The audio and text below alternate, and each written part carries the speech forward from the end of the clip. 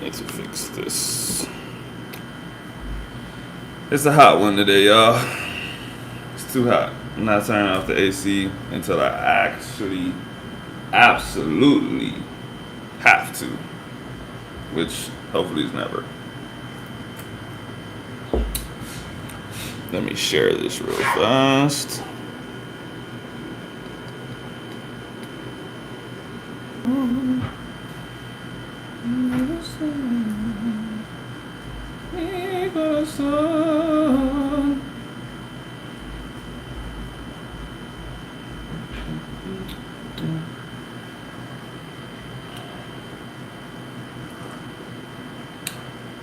Earlier this week, I got on super early. I'm making up for it today. Super late. But it's also Friday night, so I feel like should be okay. People probably not expecting me to do this, so it might take them a little while to come into the stream. Nothing wrong with that. Take your time. Take your time.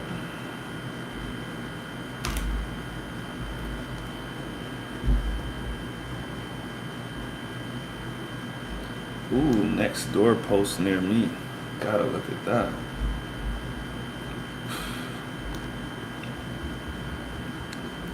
Dun, dun, dun, dun, dun, dun, dun. Alright, let me pull up the stream chat so that if someone does say something, I'll see it.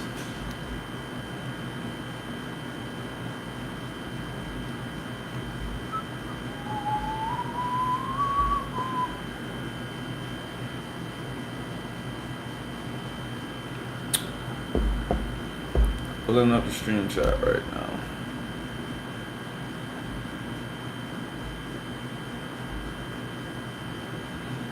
Dun dun dun dun dun dun dun dun dun dun dun dun.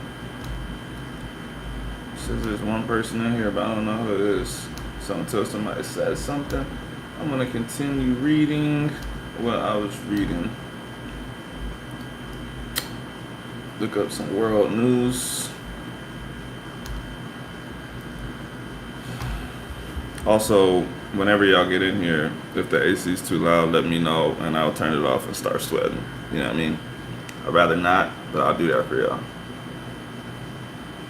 But it's hot today, bro. Like it's incredibly hot, which is also why I'm on here late because I wasn't gonna get on earlier. Way too hot. Ooh. Alright, let's look up some world news. Let's talk about some news. Bro, I really hate that this laptop defaults to Bing. Pisses me off. Planet Moolah, what's poppin', bro? How loud is my AC? I know you hate extra sounds.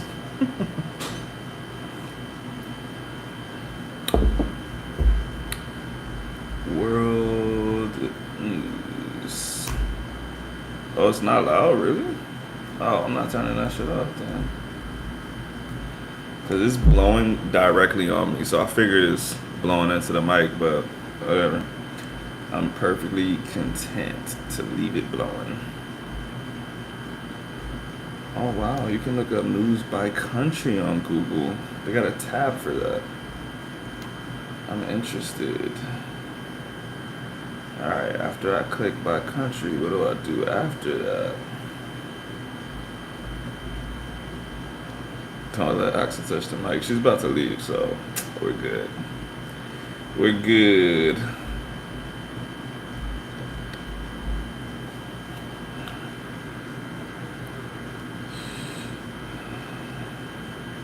Planet Moolah, give me a country, bro. I'm gonna look up the news in a different country today. See what's going on. Slow temp in the house. That's me. Hey, we might get a super long live today. Axa is going out with her friends, so we'll be here all night. Guatemala, okay.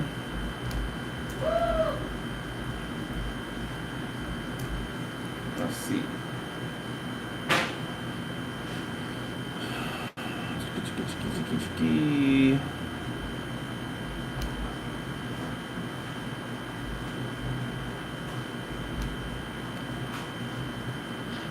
Okay.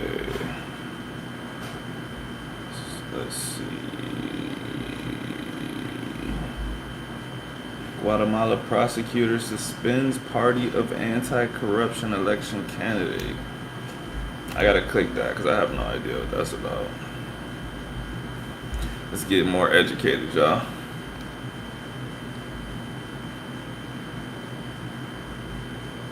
No, I don't want to pay to support this website. What are you talking about?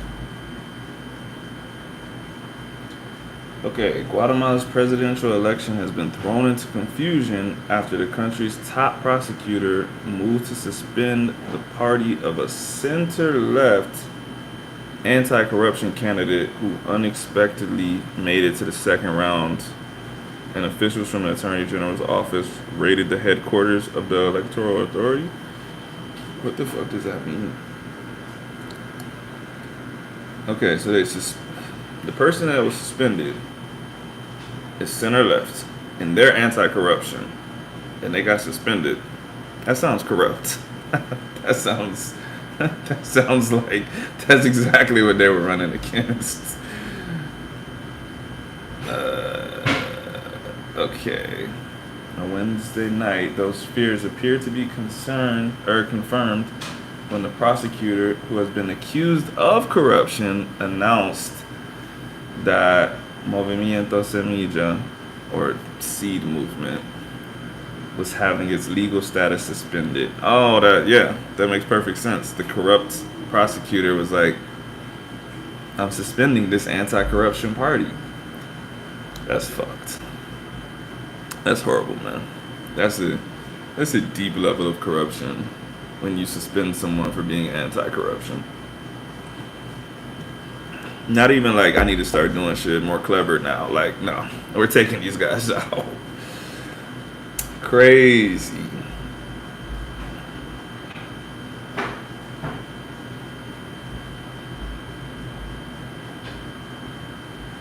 He cheated. No, well, yeah, the prosecutor, yeah. Damn, my internet's going slow. My laptop chat is just tripping. You trying to play fair? Jail. Straight to jail. They got protests going on right now. I'm not using Bing. Now I'm using Google. When you open the browser, it goes straight to Bing. I can change it. I'm just lazy. But yeah, that's pretty fucked up, man. That's not somewhere I would want to live at. All right, let's see what their reason, their not corrupt reason for suspending this party was. Prosecutor said there are indications that more than 5,000 citizens were illegally signed up to the Seed Movement by having their writing and signatures forged. The corrupt guy is saying that this party is corrupt. I like it. I like that deflection, projection. It's a good method. All right. Love you more.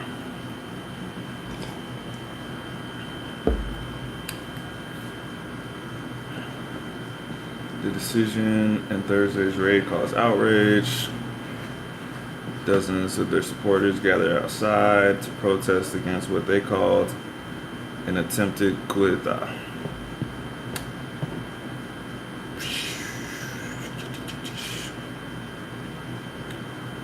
Yeah, that's interesting.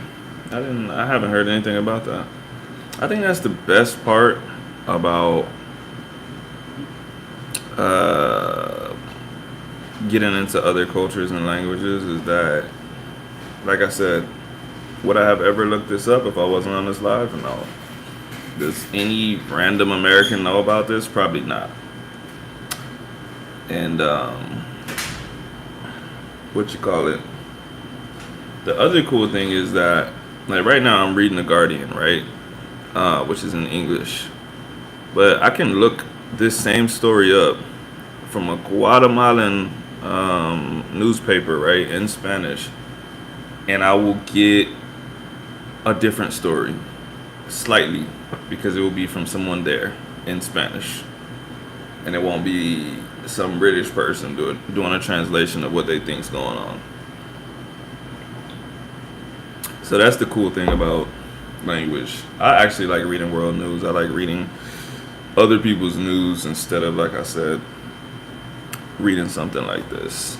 It was a good article, but especially with like smaller. I might need to go to the hospital tomorrow. Hold on, I gotta go to the chat. What is going on? I have the AP News app, and that was the top main story. Um, yeah, but just because something's the main story doesn't mean that random people are looking at it. Because, like you said, you have the AP News app. How many people have that? How many people watch what pops up on there? So, yeah. Got a toenail that hurts like a mother.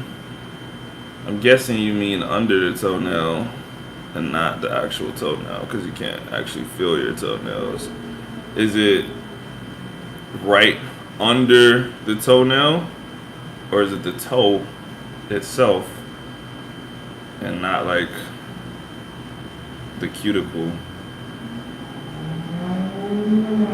Is it deep in the toe, or is it like, do you feel like if the toenail wasn't there, if you took the nail off, do you feel like you could touch the problem? Let's go. I'm gonna go shower. All right, we'll be here. I just started.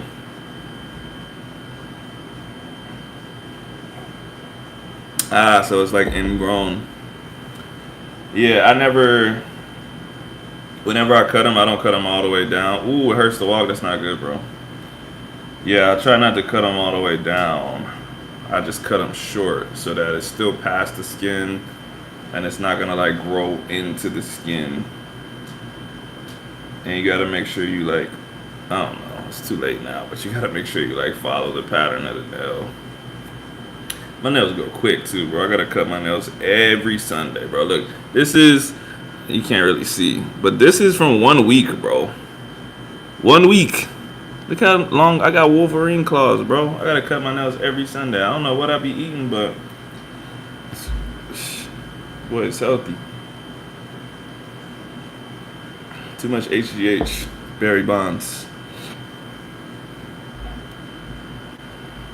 I'm the same way, so you're on HGH. You probably got a big stomach, big forehead.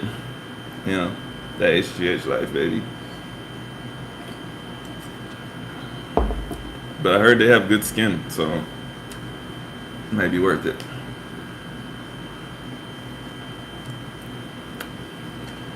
Yeah, you might have to go to the hospital though, bro. And it sucks because they're gonna have to, you have to move that skin, cut the toenail again, and then do care after that to make sure it doesn't grow right back into the skin. You do have good skin. Is that because you're on HGH, or is it because you're black? Or is it because you're Korean? Actually, Koreans, no lie, they might have the best skin out of anybody. Will they put me under anesthesia? Probably not. They're probably just gonna knock you out with a beer bottle. I guess it depends on like if you have insurance or not.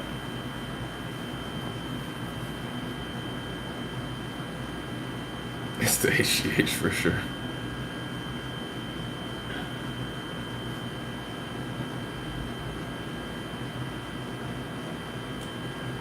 That sucks though, Mula. Sorry to hear that, man. Sorry to hear that. The doctor's gonna sock you in the face for the surgery. They might. Depends on what clinic you go to be honest. Bro, before modern medicine, they would do all kinds of stuff to knock people out or to distract them from their pain. Obviously, drugs, big one, like legit drugs. But yeah, they used to knock people out, bro. Or just like rock their shit. Because if you're delirious from getting your shit rocked, still not gonna be really. If you got a crazy concussion, you're not gonna be feeling the pain of the surgery. But also, like, I guess this kind of goes back to what we were talking about the presidents the other day. Bro, people used to just legit, like, bite on a shirt and get surgeries done and shit. And just scream and cry and pass out and wake back up and do it again. They built different. Because, bro, I'll just die. There's no way I would do a surgery without anesthesia. There's no way. I don't even care what the surgery is. Also, the other thing too is that I always think about like these indigenous people that have like, because basically anything that you can think of in modern medicine, indigenous people have some form of that shit. But I always think, how long did it take them to reach that, bro? Like, how much stuff did they try before they were like, oh, okay, yeah, this one actually works?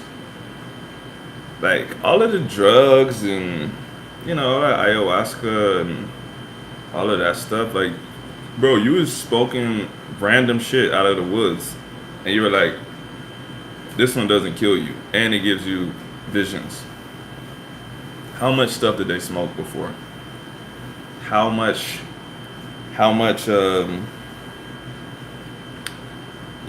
painkillers did they try, or how many painkillers did they try that didn't work at all? Just put some paste from a plant. They're like, you shouldn't feel anything during this surgery. And they're like, oh my God.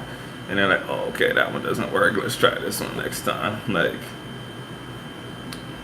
I remember when I was a little kid, I would say it was one of the first books I read. It was this big, it's like an encyclopedia called Oh Yuck.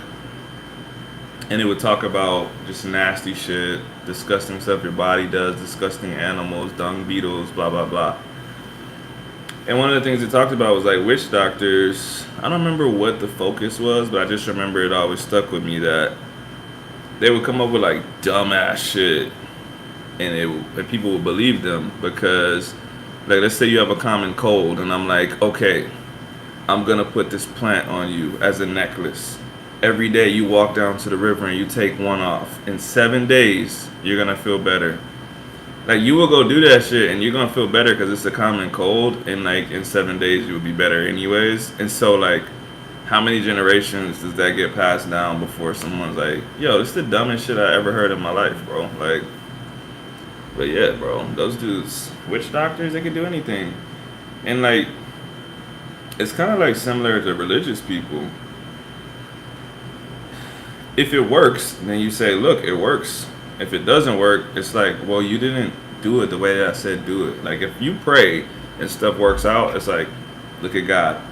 If you pray and it doesn't work out, it's like, well, you didn't believe hard enough. You didn't pray hard enough. Or this is just a test from God. It's like, doesn't matter. This is what God wanted. So it's like, why was I praying anyways then? If it's just like, it doesn't work when it doesn't work. I don't know. I'm not a witch doctor. I'm not a spiritual healer. If I was a spiritual healer, I would charge $500 and I would fuck you up more. And I'll be like, for $500 more, I'll fix that and the other problem. But the thing is, I had to break your leg to start the healing process. I'll make up something about like how when you break a bone, your body starts sending out healing blood cells, and that's gonna also cure your sickness too. But I'm like, now I need to fix your broken leg or you're gonna die. So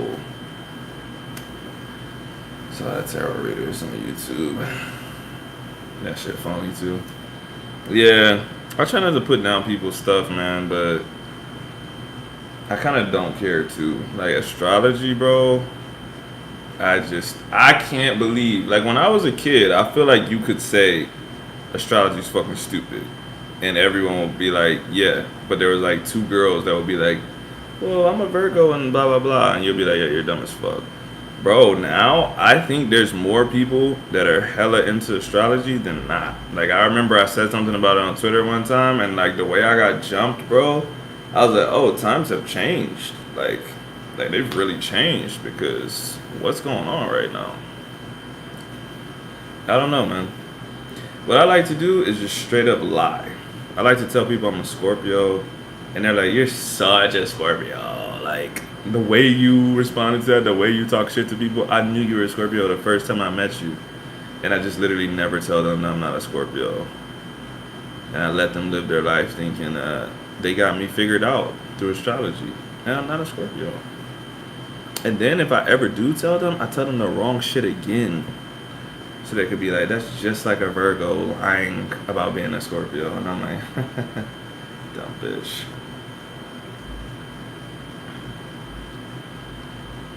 But yeah, if you believe in astrology, I'm not talking shit about you. I'm just talking shit about astrology and the people that follow it, but not you. Nah, real shit though. Whatever works for you, man. Whatever gets you through life. I'm not particularly religious either, and I think religion is good. I think religion is good for people. I think certain people need religion. I think if that shit gives you purpose, bro, if that shit helps you stay on the right path, if you're actually using it for good, good for you, bro. If that shit makes you feel like you're alive, that you're serving something higher than yourself, and you're gonna inspire other people to live a good life and shit, and you're not being super judgmental, I have no problems with religion or anything else. If astrology makes you do good stuff and you're helping other people in life, keep doing your thing, man.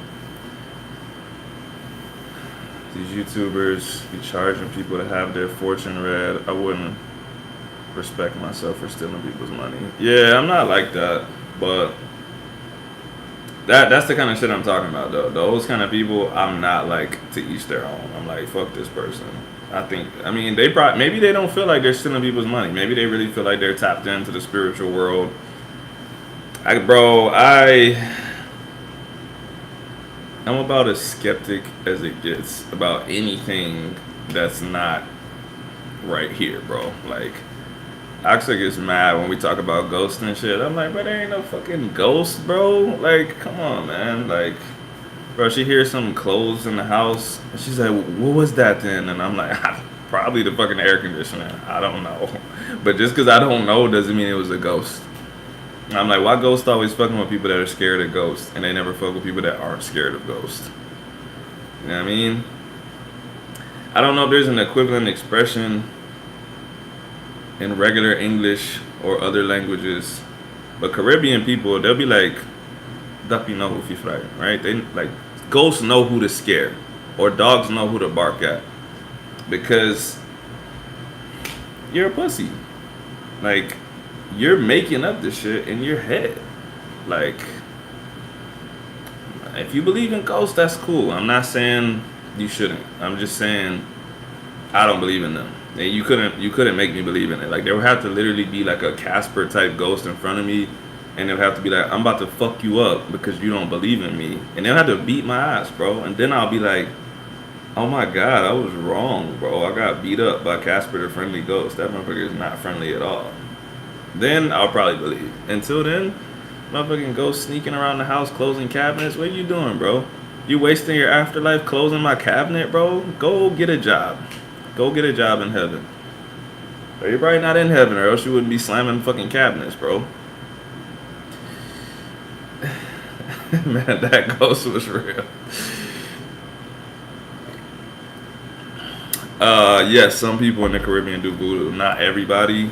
It would be like the same thing as the shit that we're talking about right now, like astrology, whatever. It's obviously like a bigger part of their culture, voodoo, hoodoo, all of that stuff, but everyone doesn't do it or believe in it. Why are we roasting ghosts? I'm just saying I don't believe in them. So if they are real and they just be like flying around people's houses slamming shit, like, bro, grow up. As a ghost, why are you slamming cabinets? Are you 12 years old, bro? And if you are a 12-year-old ghost, still grow up, bro. Like, you're not 12 no more, bro.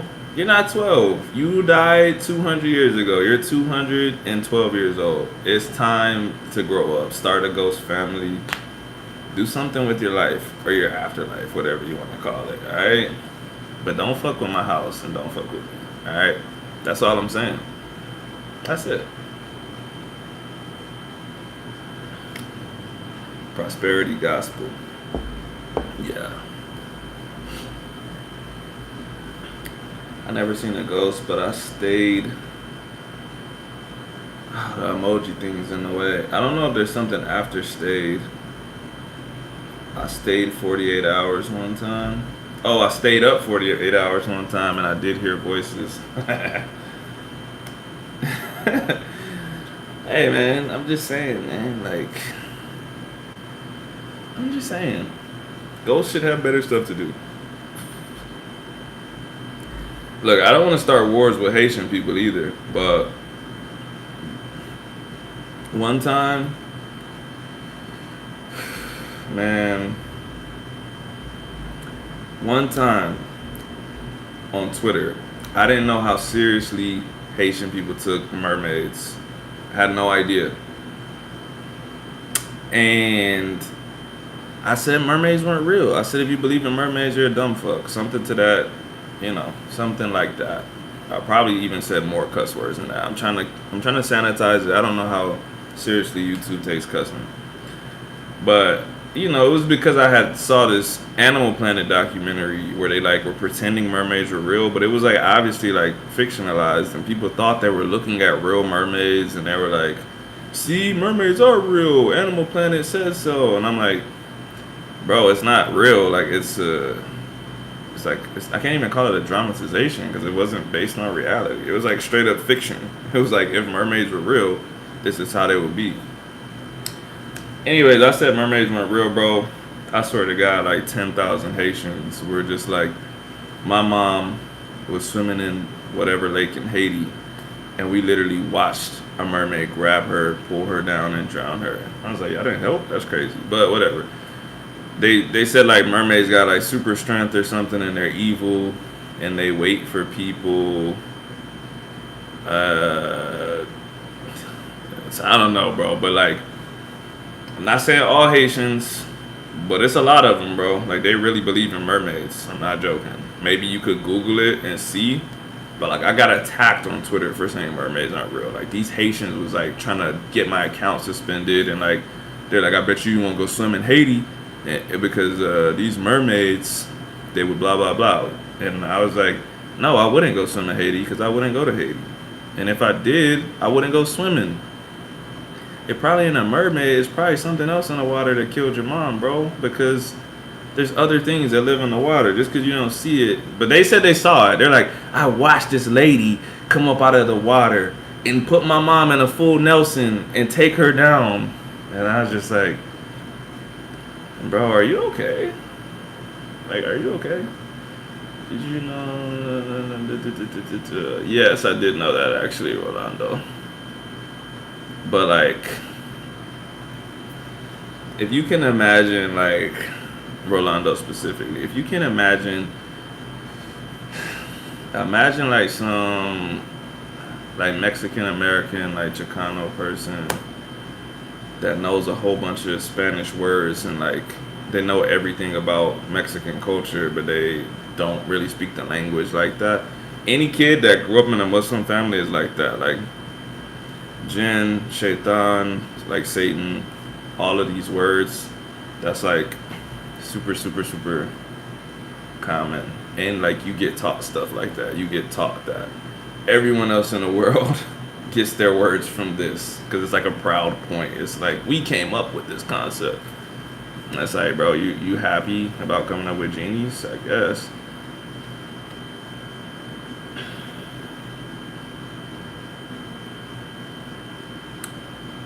Yeah, they say that in Colombia a lot.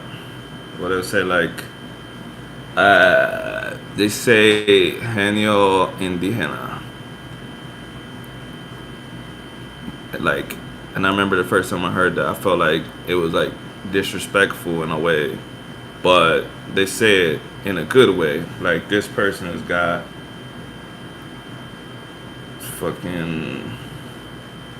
the smarts of an indigenous person. But like I said, like my brain is like, I'm calling a motherfucker a fucking Jen, bro. That's crazy.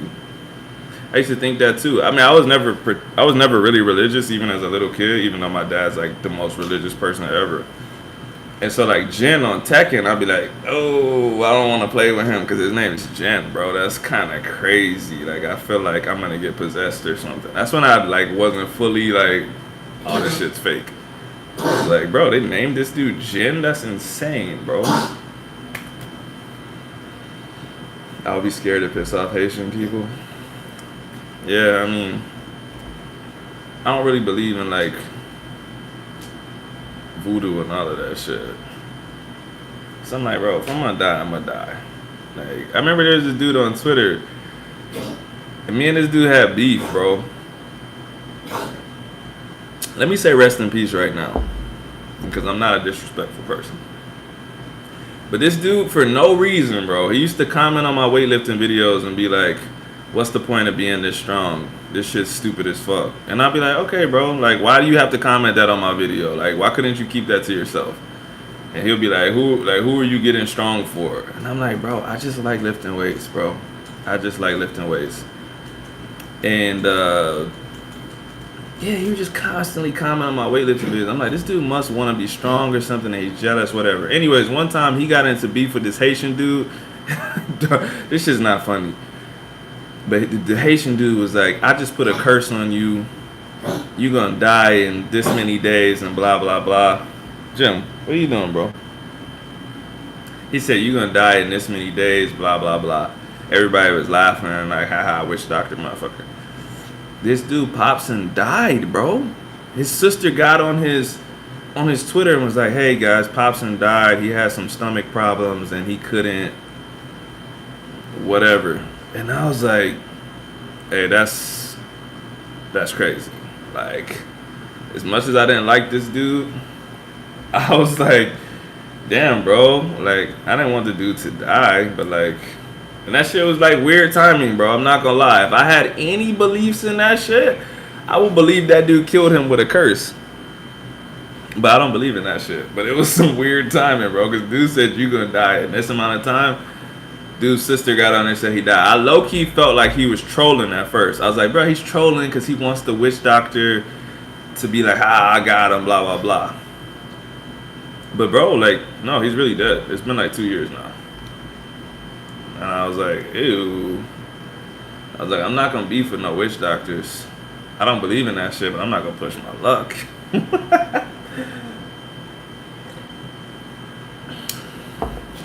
Nah, bro, I mostly speak Spanish throughout the day.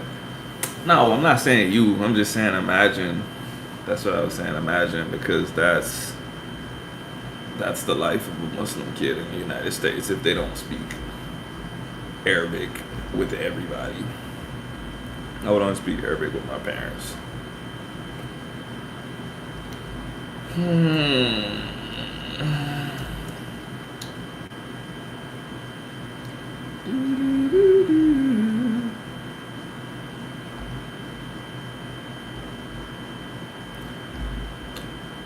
I wonder why they call Prophet Muhammad Muhammad.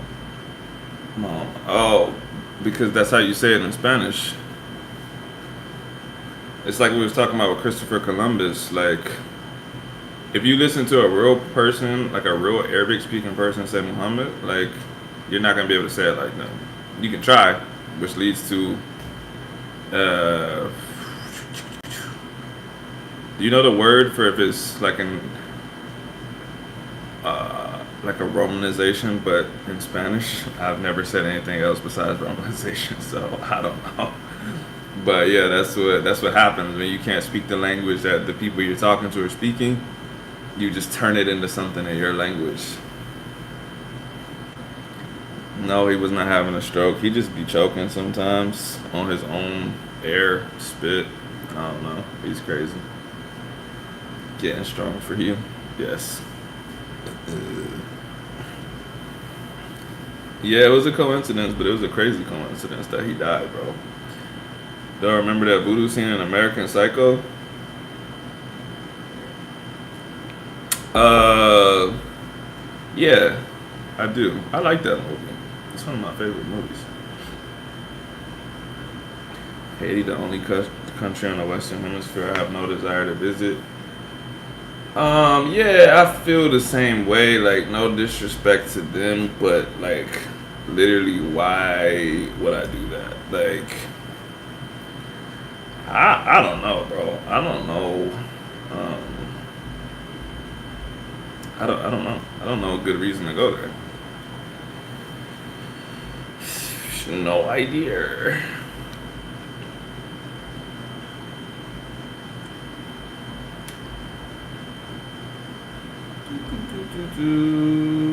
Spanish Muslim said, I can't see what that says. The emojis in the way. I have to wait.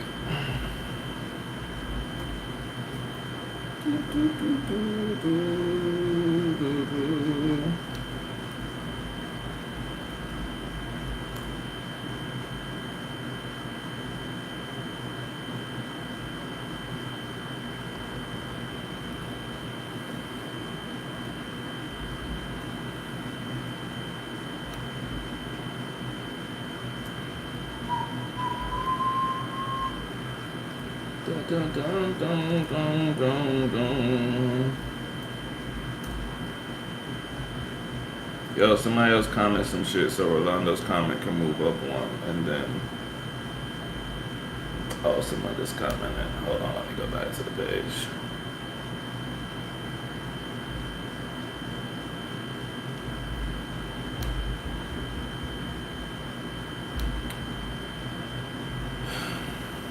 Spanish Muslim said Muhammad.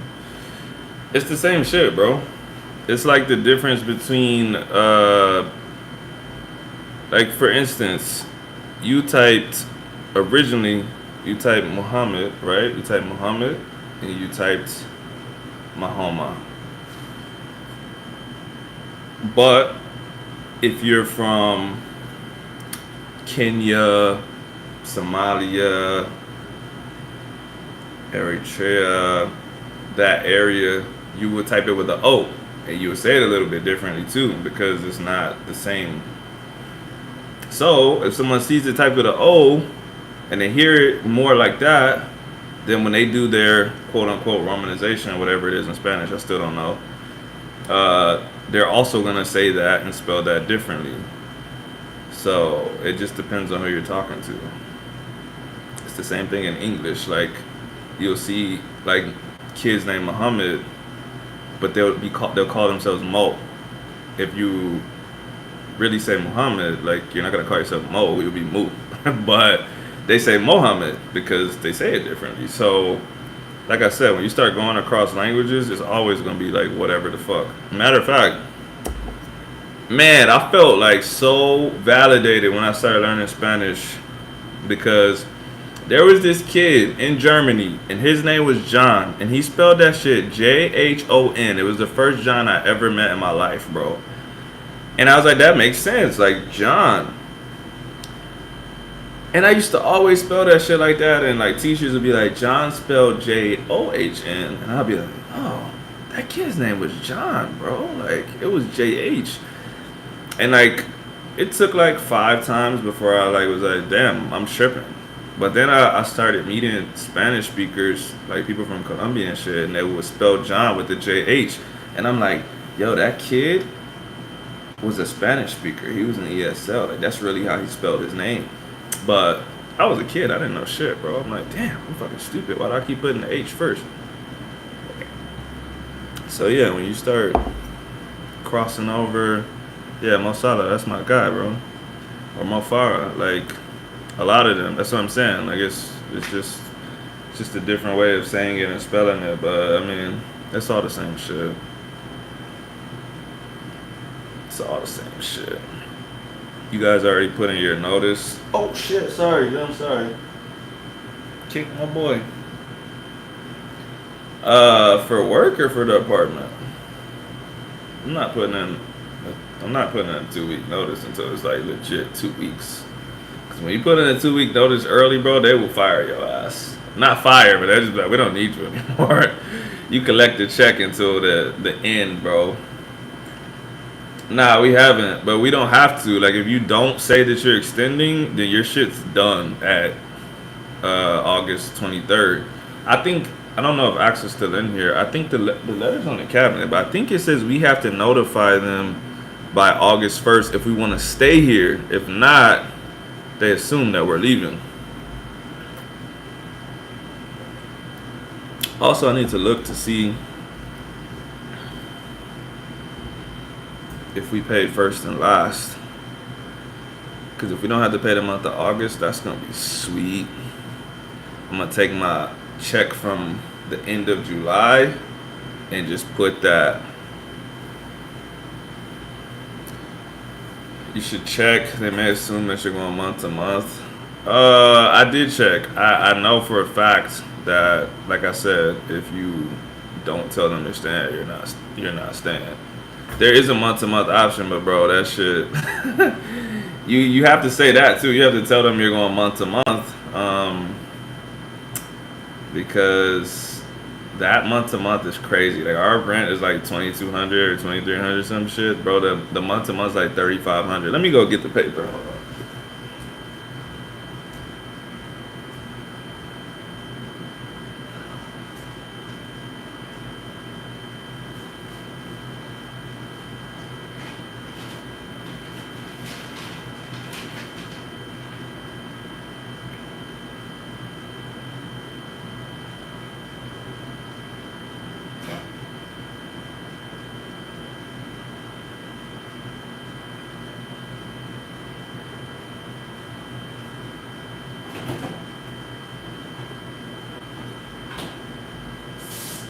Oops.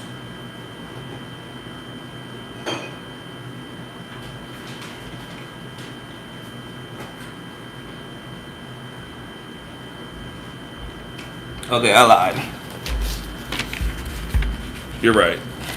You do have to notify them or you'll go month to month. So if I was AXA, I would have just stayed stubborn and pretended like I read this and it didn't say that. But you just have to do that by, let's see what the date is. August 3rd. So August 3rd, we need to tell them that we're not staying. But yeah, so I'm gonna tell you my current rent. Yeah, thanks, but I appreciate it for real. Our current rent with no extra shit is $18.67. But we got the pet, we got 2 parking spots that are like $75 a piece. The pet's $45. Our trash is $33 a month, even though we don't want people to pick up our fucking trash, they just do it anyways. So all of that extra shit takes it over $2,000. The month to month is $33.23, bro. That's fucking insane. The new 12-month lease, if we stayed, will be $19.50. That's fucking insane. How's it going from $18.67 to $19.50? Why don't we get a fucking deal for living here for 2 years, bro? How you gonna hike my shit up for being loyal, bro? That's crazy. Fuck y'all. That's why I'm leaving. That's insane, bro. Even when we first came here, the reason that we even moved this far up here, because we lived in DuPont, bro, like 45 minutes that way. We paid, I don't even remember. I'm gonna make up a number and say 1,300, 1,400, something like that. And those people were trying to jack our shit up like $150 for the next lease. So we said, fuck that, we're out of here. She works up here anyways. I'll just make the drive. We moved to Renton because at the time, I think the rent was like $1,500 or something, maybe $1,600, but it wasn't what it is now. It's like every time they're like, it's gonna be $100 more, it's $150 more. That shit just keeps going up, bro. And I'm like, yo, this is insane, bro. Like my paycheck doesn't go up. Like $3,300. They think you're Bill Gates. Yeah, exactly. I wish. Yes, it's a 1-bedroom. Like almost everything you see is my apartment. There's right to like over there. It's a bathroom, closet, and then it was 1,300. The renting apartment was 1,300 when we first moved. Cause that's super crazy. Or are you talking about DuPont? There's no way this one was 1,300. Actually, you might be right. You're right. Because the DuPont one was only like 1,100 or 1,000, right? And they were trying to jack it up, and we found this one for 1,300. See, this shit is so high now, bro. I don't even know what. I don't know what's the realistic price anymore. I don't remember what it was when we moved here because this shit is so fucking high, bro. 1,350. Yeah, okay. Actually, that makes sense because we said with the parking spots, the dog, and all this other shit, it will be like 1,500 or something like that. But it's like that's not too bad. Yes.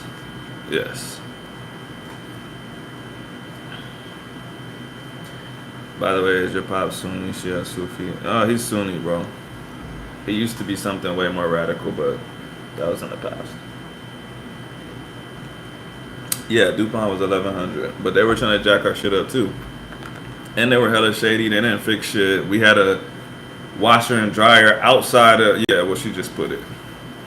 We had a washer and dryer outside of our apartment. We had to walk there, put fucking quarters in. Sometimes you put the fucking quarters in the shit, and it don't even work, bro. And then you gotta go get more quarters from the gas station.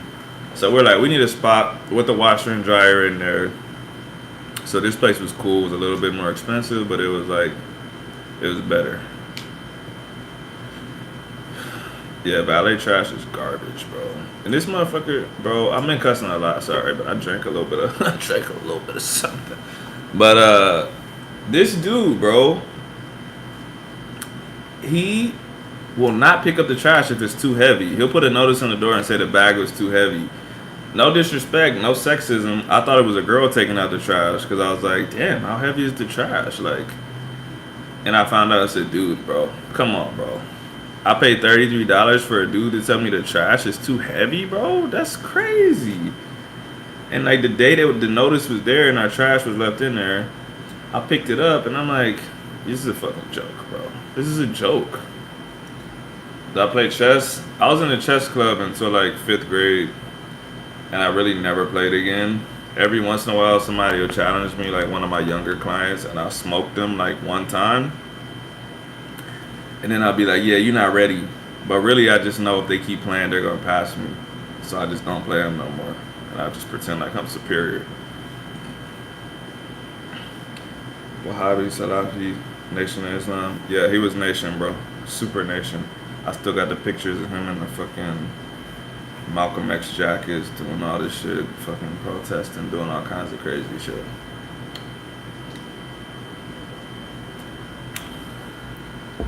Yeah, if you ask Axa, the dog is going to Colombia for sure. But they be having mad stray dogs out there, so she's gonna have to really figure out a route to keep this dog out of trouble.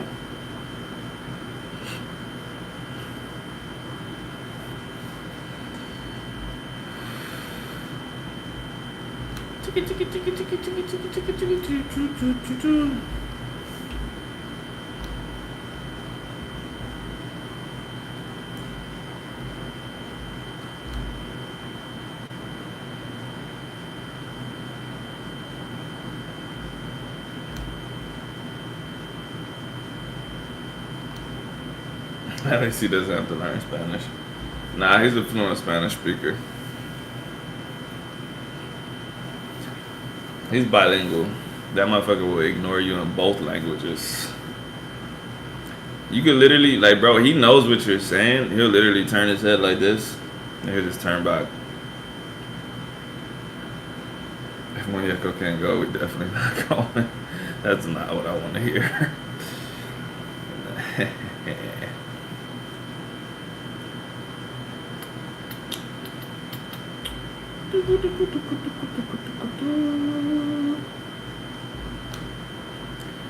Yeah, Rolando, I don't know if you know, but my dad is the highest ranking Muslim chaplain in the army. So, you cannot be You cannot be outside of the standard when you're representing the United States Army because if you got anything that looks like you might be dangerous, you're not making it. In fact, even though he is like the standard, every article my dad has ever been in since I was a kid, it doesn't really bother me now. First of all, I don't look, but when I was a little kid, bro, especially because like when I was a little kid, 9/11 had just happened. If my dad got a promotion, they'll say Chaplain Shabazz is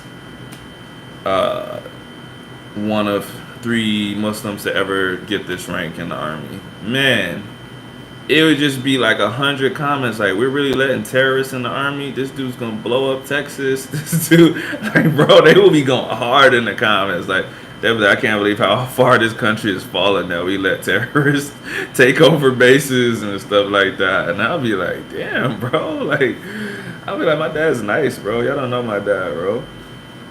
But yeah, so that's like I said, he's like the most standard, straight line Muslim ever. Imagine if he was something else. He would have been throwing his ass in jail.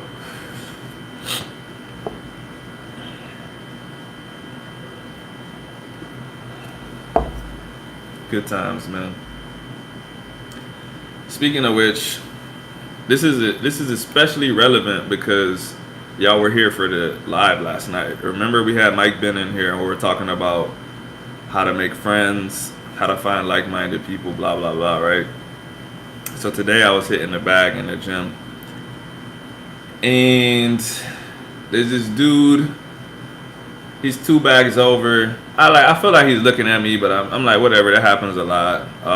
But he's like, I could tell he's like 50s. He's in his 50s. Like he's got like a white beard, bro.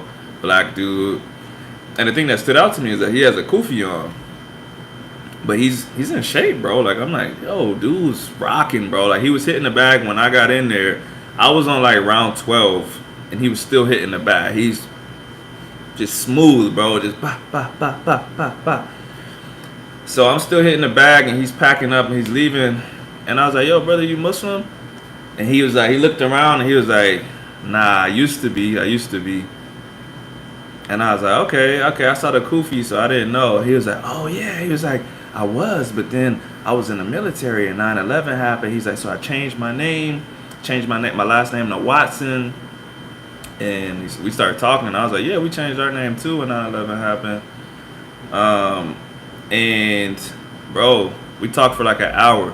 This dude's deep in the boxing game. Like every person that you can think of in boxing, this dude had videos and pictures with in his phone. Like he trained Miguel Cotto, he trained Pritchard Colon, he trained Ruslan Provodnikov, Miguel Cruz, like all these big name dudes. He got pictures in his phone. He knows Al Heyman, he knows Freddie Roach.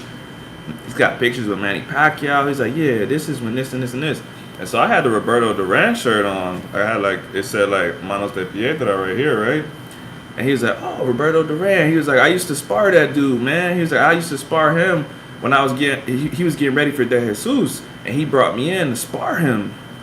And I was like, yo, this is crazy. I'm like, yo, what are you doing up in here? Like, just hitting the bag by yourself? And he's like, yeah, I'm tired of the boxing game, man. He's like, it's too much dirty politics and blah, blah, blah. He's like, so I'm just taking a break.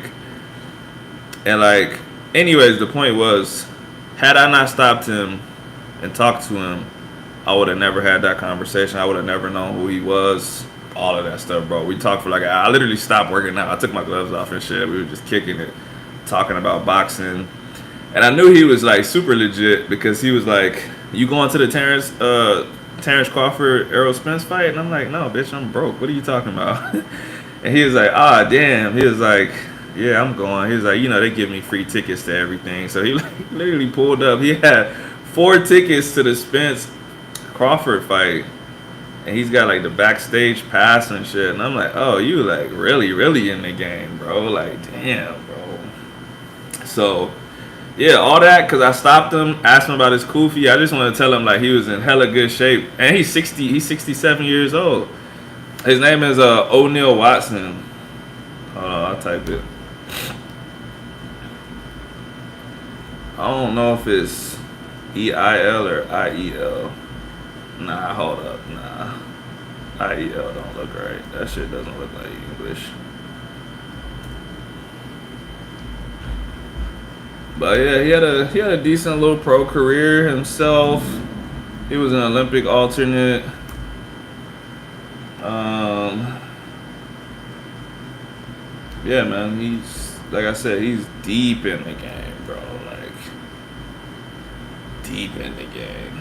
And like y'all don't know this, but like my best friend, who I call my brother, he's a professional boxer, and he got screwed over with his first promoters and stuff. And like, this is gonna sound crazy, but I'm just gonna tell you like how it was said, and like in context it makes sense, but outside of context it sounds kind of weird. But I was like, yeah, he got screwed over with his first promoters, and then he was like, who did he sign to? And I was like, man, it's these dudes. I don't want to say it, so I'm not gonna say it. But he was like, "Ah, bro." He was like, "Those Africans, bro." He was like, "You can't trust those Africans. Not all Africans. These specific Africans, because it's a group of Nigerians. And yes, Nigerians, they do have a reputation for scamming. But this specific group of Nigerians, they just not good promoters. They screwed him over, and like this dude knew. Like as soon as I said it, he's like, "Ah, man!" Like he signed with them. And I was like, yeah, bro, they got him, bro. They got him. So he was deep in the game, man. We talked for a long time. And I was like, man, I wish someone like him was around like when I was trying to take boxing seriously, because like that was part of the reason I pulled out the game, bro. Boxing is slimy, bro. Outside of the ring, boxing's dirty, bro. Like you will get screwed over bad. And he was just telling me stories like that. He was telling me he has 37K followers. I don't know. I don't follow him, bro. You would know who he is, because he's from Guyana. Um and he has like a white beard, or I should say British Guyana. Yeah, I don't know how to describe him outside of that, but yeah, his name used to be something else before Watson. So I don't know if it pops up as O'Neal Watson. I don't think he's a singer. I don't think so. But he's super low key, man. So I don't think he has social media, to be honest. Like even he was literally telling me like right before me. I was gonna ask for one of the tickets. I was going to, but I was like, man, I'm just now talking to this dude. I'm not trying to sound like a groupie and like, can I come to Vegas with you? Like, nah. I'm like, I'm gonna catch him. I told him I'll see him, because he said he comes every other Friday at 10:30 in the morning. So I was like, I'm gonna get with you next Friday, or like the Friday after next. So I'm gonna try to. Oh fuck! That's like right before the fight. Let me see. Today's the 14th. Damn, that's the day before the fight. I'm gonna be like, yo, what's the chances you give me a ticket and pay for my plane ticket? Actually, I don't know. Vegas is close. I could buy a flight the day before. But anyways, yeah.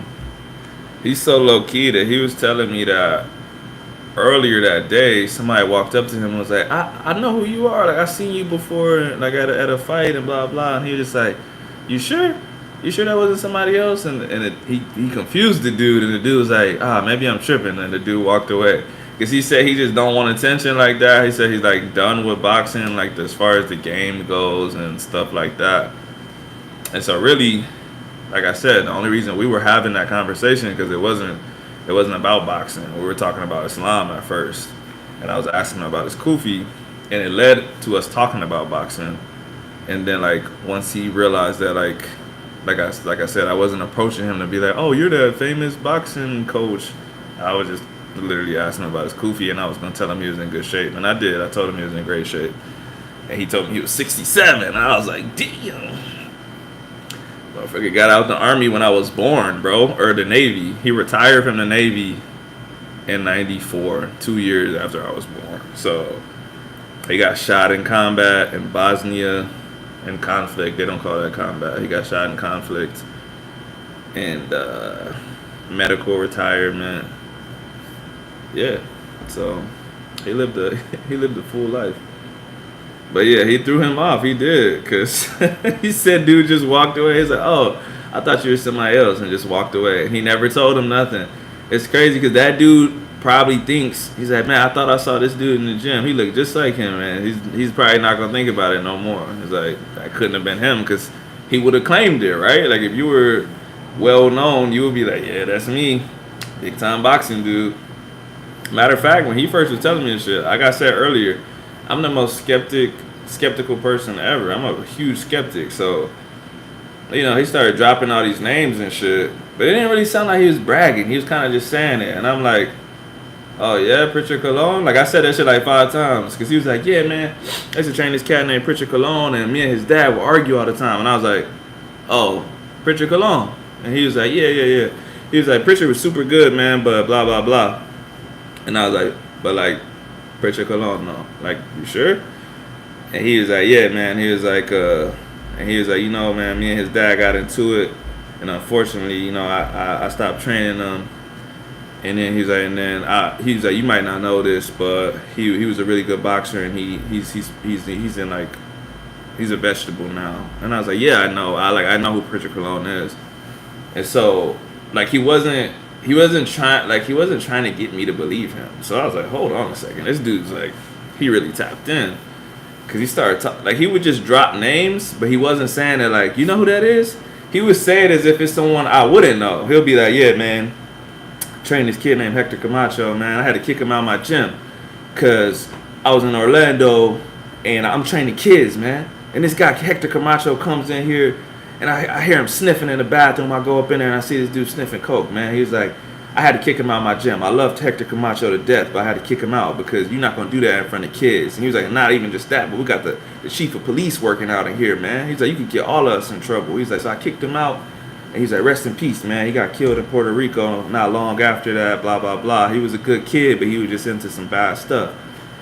I'm like, this dude's talking about Hector Camacho like Hector Camacho's not a legend, bro. Like I wouldn't know who that is or something. I'm like, bro, I know who Hector Camacho is, bro. Like, what are you talking about right now? And so every time he would drop a name, he'll be like, yeah, you might have never heard of him because he's kind of an old boxer, but I trained a dude named Provodnikov. And I'm like, yes, I know who Provodnikov is. Like, bro, his fight with Tim Bradley was insane, bro. Like, what are you talking about right now? Like, I was kind of offended, but I was like, he doesn't know me. So, like, if I was some random dude, like, I wouldn't know all these names and stuff. Like, he would be showing me pictures. He was like, I don't know if you know who this is, but this is me and Antonio Tarver. And I wanted to just be like, bro, like, don't ever disrespect me like that.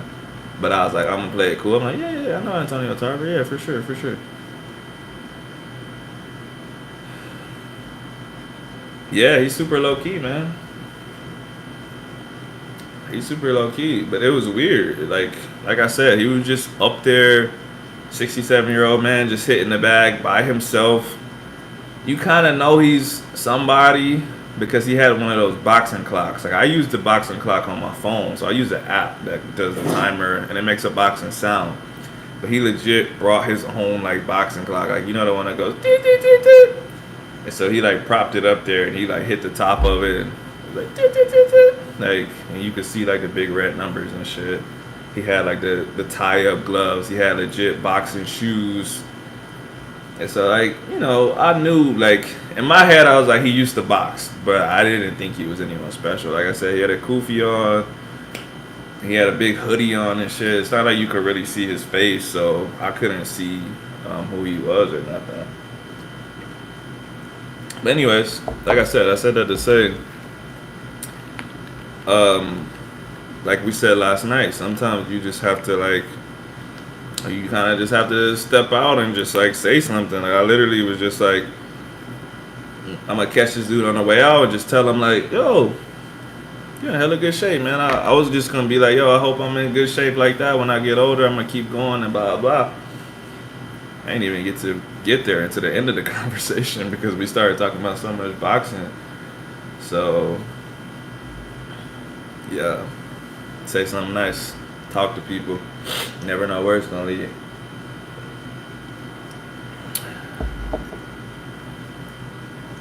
I feel like I just talked for a really long time. I'm just sitting here ranting and shit. No, he wasn't. Actually, no. He said he had stopped training them at that time. But he said the opposite dude. He said that dude's trainer. He said he used to have beef with him because he said he would train that dude to fight dirty. And so that's what he was telling me. He was like, man, you would do sparring with those dudes, or even in a real fight. He was like, he would tell him like, go low, hit him low, because he was like, because you know, if you hit someone in the nuts, they stop it and they give the dude however much time. And he's like, if you hurt, just hit them in the nuts so that they stop and it gives you time to recover.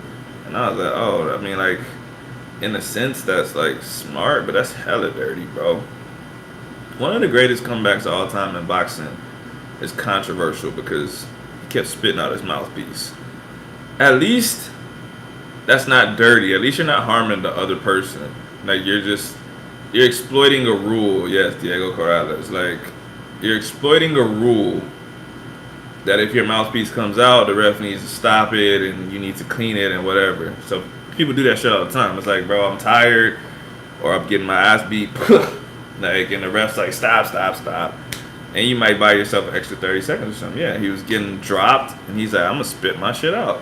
And it's like, all the ref could do is like, say either, hey, yo, you do that again, I'm gonna take a point away, or, yo, if you keep doing that, I'm gonna DQ you. Either way, he has to either stop and talk to you or take a point away, which gives you even more time because he has to go to all the judges and say 1 point, 1 point, 1 point. So, like, yeah, it's a little, like, disgraceful. But it's like you get the time that you need. And he came back and he whooped the dude's ass and got the fight stopped. And he's in the history books with one of the greatest comebacks of all time. Rest in peace, rest in peace. So, yeah, like I said, at least you're not harming the other person when you do that. But to tell someone to throw a low blow, like, and to hit someone in the nuts so you could get a break, I feel like that's super dirty, bro. Low blows, rabbit punches, headbutts. I'm like, you're a piece of shit to me if you do that. I think a low blow is definitely the least harmful one out of all of those. But still, like, bro, sometimes if you get hit in the nuts, even like 5 minutes is not gonna help you like actually feel good. It helps the pain go away. But like, there's like, if you ever been hit in the nuts real hard, bro, there's a deep uneasiness that you get in your stomach, bro, and it's like it makes you want to like bend over and hold your stomach. It doesn't matter like how tough you are or whatever. Like, it feels like you're gonna throw up, but you just keep being like, oh fuck, like, and it just messes you up, bro. So that's just super dirty to me. If you're not doing like some kind of street fight and you're in like regulated sports and you intentionally hit someone in the nuts, that's some bitch ass shit to me.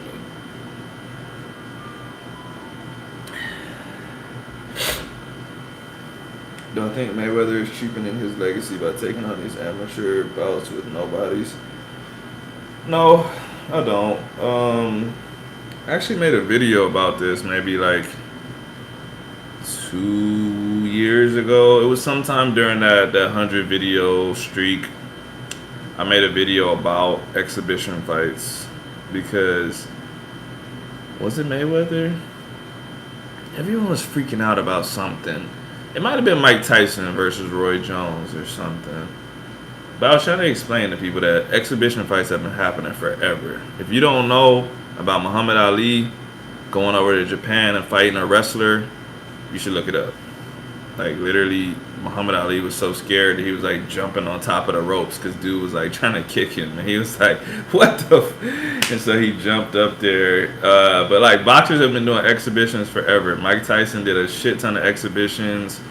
He would be like wearing a t-shirt and like, you know, he would if he hurt him, he would like hold him and make sure they didn't fall and stuff. It's just been a thing forever. But for some reason, like no one wants Mayweather to do it. I don't know why.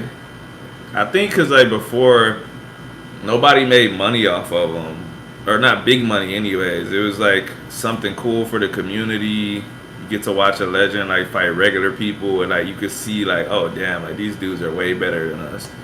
Or sometimes it wasn't even just regular people. Let's just use Mayweather and Pacquiao as an example.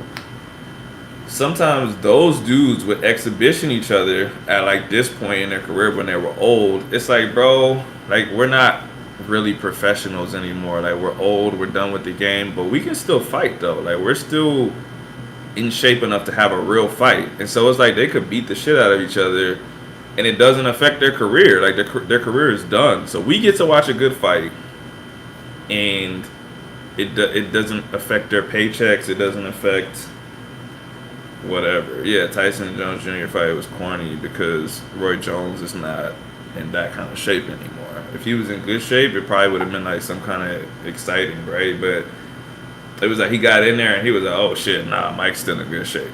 And he was just like trying not to die the whole time.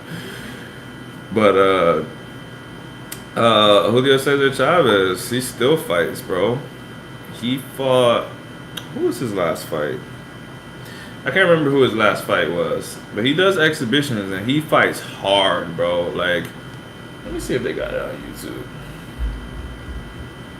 Like, they put on headgear and they go to work, bro. Like, trying to knock each other out. But no one says like, oh, Julio Cesar Chavez is messing up his legacy because he's so old that it doesn't matter. But Mayweather is just, he's in such good shape. And it looks like he could still fight like regular people, and so people are like, "Why is he fighting? Like he shouldn't be doing that." But like, what's the difference, bro? If he would have waited 10 years to do this versus now, like, let's see, exhibition. If only I knew how to spell exhibition. I'm just gonna take my best shot. Oh yeah, he's fighting Jorge. I don't really think any of y'all care to watch this, but I'm gonna plug it in the chat anyways. That was Julio Cesar Chavez's last exhibition. That was like 2 years ago. Like, bro, that shit was heated. Like, there was a couple times like the round had stopped, like the bell went off, and they were still just like bah bah bah bah, because they actually had like a little rivalry, like beef type thing going on, because that was the third time they had fought. So it was good, man. It was an exciting exhibition for some old ass dudes to just be like going to war, bro. That shit was crazy.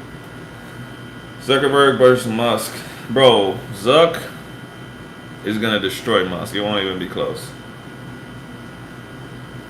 Wouldn't even be a close fight.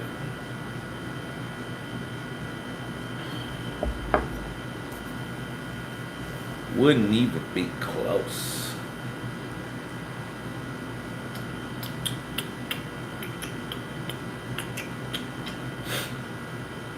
Planet Moolah, I might do like a 3-hour live tonight, man. I got nothing to do. Biden versus Trump. I think Trump would definitely beat Biden. Biden can't even walk, bro. Not that like Trump's in great shape or anything, but he's way heavier. And yeah, I don't see how Biden will pull that one off. Like, Biden doesn't look like he can generate any power to do anything. Obama versus Trump, I got Obama easily. I think from watching Obama play basketball, I would say he's in good enough shape that he would be doing this. He'll be moving around and like just like jabbing. And I think Trump would just get tired and just like fall over. Yeah, Trump's definitely a heavyweight. Trump versus Bill Clinton. I haven't seen Bill Clinton in a while. I don't know how old he is, like in terms of like physicality. I don't know if he's like. I think I've never never seen Bill Clinton do anything actually besides say I did not have sexual relations with that woman. I've never actually seen him do anything physical for me to know like how good of shape he's in. But he doesn't strike me as a guy that's in like crazy good shape. So I'm gonna say Trump just because he's younger. But I don't know actually. That's interesting.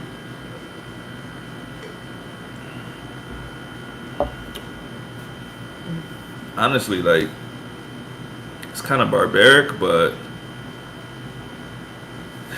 I think let me back up a little bit. At West Point, every single cadet has to take a boxing class. And it's not just a boxing class. It's not like, hey, we're gonna teach you how to hit the mitts. Every single cadet has to fight. Like you have to legit fight, bro. So what happens is you start this class. I would say like I mean it's a semester long, right? So I might mess up the timelines a little bit, but generally this is how it goes. First couple weeks, first like 2 weeks, you're learning like how to throw punches. This is the jab, this is the cross, this is hook, hook, hook, hook, hook, uppercut, uppercut. And then it's like uh, get with a partner. This is how we do drills. We do these drills, move your head, throwing 30%, 40% is picking up. And it's like, hey, next week, you guys are getting in the ring. And the first thing is called the jab eval. And so you're only allowed to jab. That's it. It's like for one round, you're going to get in here versus a random guy from the class that weighs roughly as much as you. Because, like, if there's 12 people in the class, like, if you weigh 140 and the next dude up's 160, oh well, bro, you're getting in there with him. So the jab eval, you can only jab. And you just get graded on not being a bitch and like landing jabs. And so you start there, and then the next eval is like the jab cross eval. It's like, hey, you can jab as many times as you want, but you can only throw 3 crosses for this whole thing. Uh, and then it gradually picks up like that. And then by the end, like it's like, all right, well, your final exam is to just fight, and like whoever gets the ass whoop is not getting an A. But I think we should have shit like that for like politicians and presidents. Like I need to see you fight, bro. Like I don't want to hear you say shit about sending kids to war or like countries, whatever. I don't want to hear any of your international policies without seeing you fight, bro. Like I'm not listening to a dude that gets punched one time and just falls down. Like I feel like you don't know what's best. That's just my opinion. Like I said, it's a little barbaric. But you know who I respect, bro? I seen like videos of like these dudes in like the Ukrainian parliament, bro. I saw a video, they literally just start scrapping, bro. Like with good form though. Like dudes like this, and then like they were hitting each other. One dude fell, then the police came and broke it up. They stood up, shook each other's hands. He's like, sorry for beating your ass like that. Can we get back to discussing the bill? And they went back to discussing the bill. I'm like, yo, I respect that, bro. Like, sometimes, like, you talking crazy about the bill that I wrote up, bro. Like, we need to fight. We need to fight, bro. I think it's crazy there's 300 million people in this country and we still have the worst candidates for president. I agree, bro. Like, I usually don't talk about politics because in this country, in this time, if you say something about someone, it's like you're aligning yourself with that entire side. But it's not really that for me. I just think the individual that I'm talking about sucks. Like if I say something about Trump or DeSantis or whoever, people are like, oh, so you're a liberal. I'm like, not really, because if you ask me questions about that stuff, you probably would be like, oh, no, he's not. Just like I talk shit about Biden, because like, bro, he's like a step away from dying, bro. It's nothing to do with parties. I'm just like, these are literally the oldest, worst people that we can pick, bro. Like, where are young, intelligent, respectable people that we can like look to and say like, this is the guy. This is who I want leading my country. Like, I'm an independent. I don't side with either side. I mean, yeah, I feel like it should be like that. I mean, obviously you could say you lean a certain way or something, whatever that means, but I'm not like, bro. I'm not saying like I'm with this person because they are on this side. Like, no, bro. There's a bunch of issues that I'm probably not gonna agree with them on, or whatever. I just take each issue separately and say this is how I feel about it. If that falls on the right, left, anarchism, whatever, I don't care. USA has 332 million people. We have a terrible soccer team. I mean, it's kind of like weightlifting or any other like lesser sport. If you're athletic and you seem like you can be good at sports, why would you pick that sport? Coaching and everything else is terrible. Like if you live in the UK or any of these other places, like you're gonna go to an academy as soon as someone thinks you're good, and you're gonna get groomed to be a professional. Here, if you were good at soccer, bro, like you would just be good at soccer until you became an adult, and then you try to make it, and you're like, oh fuck, like these kids have been getting like elite coaching since they were 7 years old. Very similar to basketball here. Like if you're good at basketball, you're not playing at your high school. Like you go to like the academies that like Carmelo Anthony and all these other kids go to. Like you get recruited and your family moves over there. You get elite coaching, and you become an NBA star. Like most NBA players are not just yes, Oak Hill. Most NBA players are not just like, oh shit, you went to Federal Way High School? That's cool, bro. It's not like that. So we don't really have.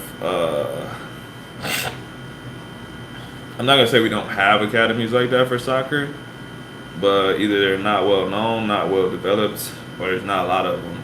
Versus like all these other places, like I said, they would have hella scouts in academies that you could go to. And the Spaniards scouted Messi since he was a child in Argentina. Yeah, exactly. Speaking of which, I saw Messi yesterday, not in person, but other people saw him in person in Publix yesterday since he's in Miami, and he, he's playing for that team in Miami now. What is it? Inter Miami, something like that.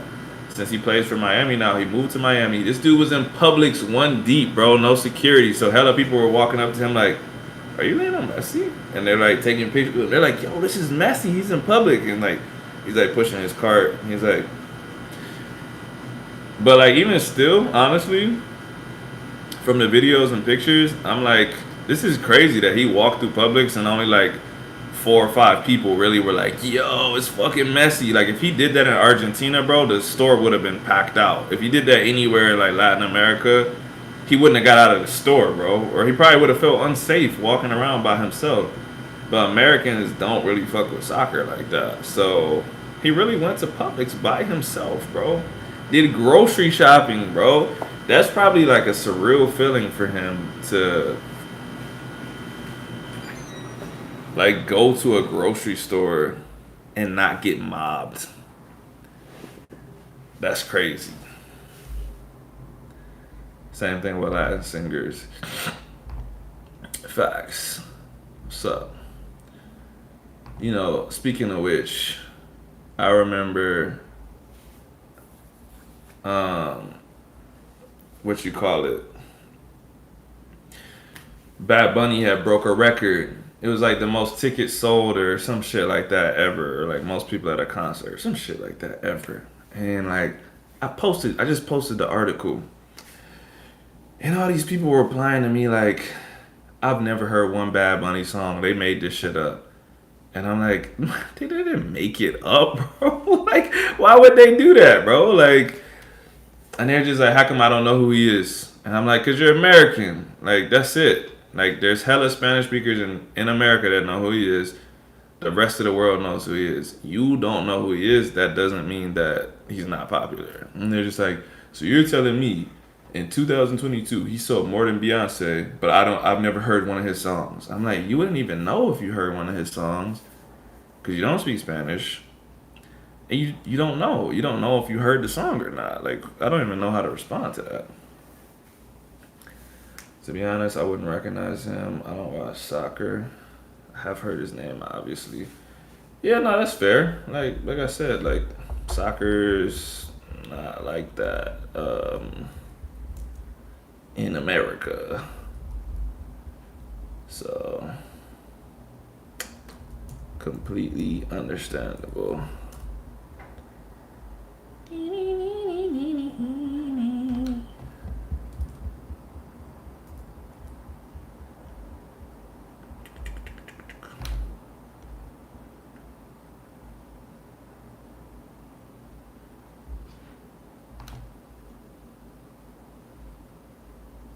I gotta update the chat. Roshi. Wah wah wah. Yeah, no one here would know who he was, bro, for sure. I've never watched a hockey game either. Oh, really?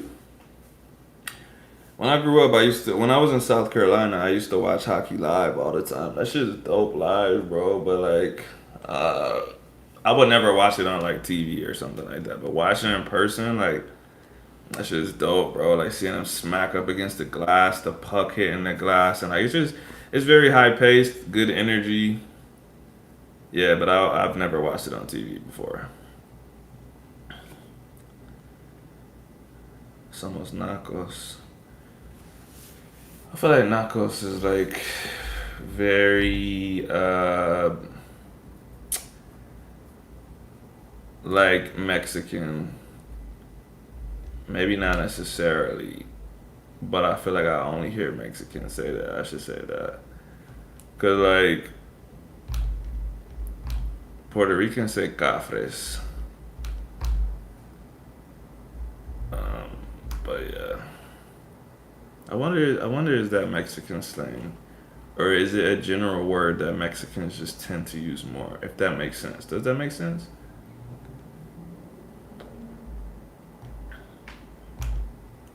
It means uncultured. I know what it means. That's what I said. Puerto Ricans say cafres. No, it's Mexican. Oh, okay. Yeah. I mean, some stuff I don't know if it's Mexican or not because, like, I mean, most people.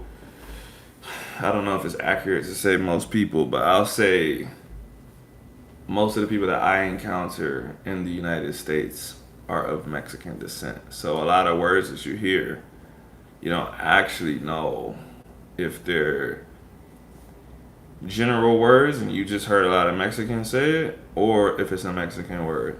I know with other words, like I said, cafres, I know cafres is um, very Puerto Rican because Puerto Ricans are not the dominant culture in the United States. So you say that shit and people are like, what's cafres, you know? Speaking of which, very close to an Arabic word, and it means the exact same thing for Arabic speakers. I actually got some Argentinians that live close to me. Had a pretty dope ass convo with them. I know a handful of Argentinians.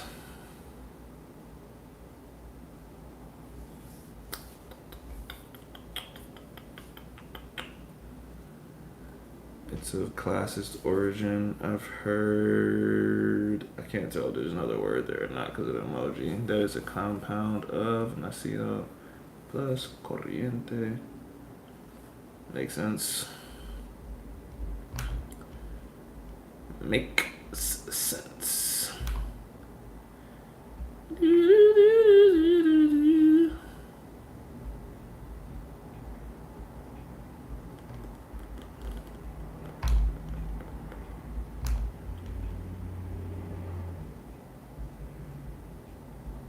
Kind of like Cricket Pros. I just saw that, but yeah. I got some. I think I said this before, but I got a lot of British friends, and so because I have a lot of British friends, you learn a lot about other cultures too. Because it's like most like people of color in England are not. They're not British. They're British by birth, but their families come from other places, just like here, right? Like if you're black, brown, whatever, it's like yeah, you're like one generation away from being from another country. So a lot of them, you know, their families or even them, they'll like be into these other sports like cricket. They'll just be like, yo, this dude, they'll post them and like I see some dude with a fucking cricket bat getting 1,000 retweets and I'm like, who the fuck is this?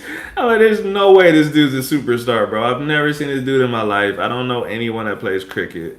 But like in India, this dude will be like that guy, bro. Like he can do whatever he wants, bro. And it's just, it's crazy. It's crazy. It's crazy. Like just how much different stuff there is going on in the world, bro. Different cultures, different things that people consider important. Like, you said a lot of people come to you for picks so they can make bets. You ever lose anyone a lot of money? I can't say that I've lost anyone a lot of money because, first of all, I always tell people don't come to me for bets. Like, if you come to me for bets, it's at your own risk because I'm telling you that I don't bet my money. I watch and I can just tell you what I think is gonna happen. If you lose money, that's on you. But no, I've never said like, I've never said I have a real good feeling on this, and someone's like, all right, I'm gonna put 1,000 on it, and then like lose it.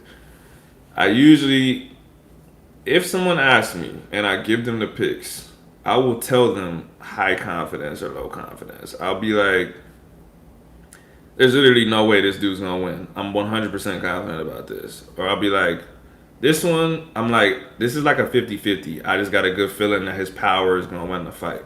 Or I'll just be like, never seen this other dude in my life. He could be good, maybe, I don't know. But this dude is good. And I'm confident against anyone that he's gonna fight. But I don't know the other dude. So like do with that information what you will. But I never like tell people like this is an absolute win. You're gonna get 3 times your money. You know what I mean? So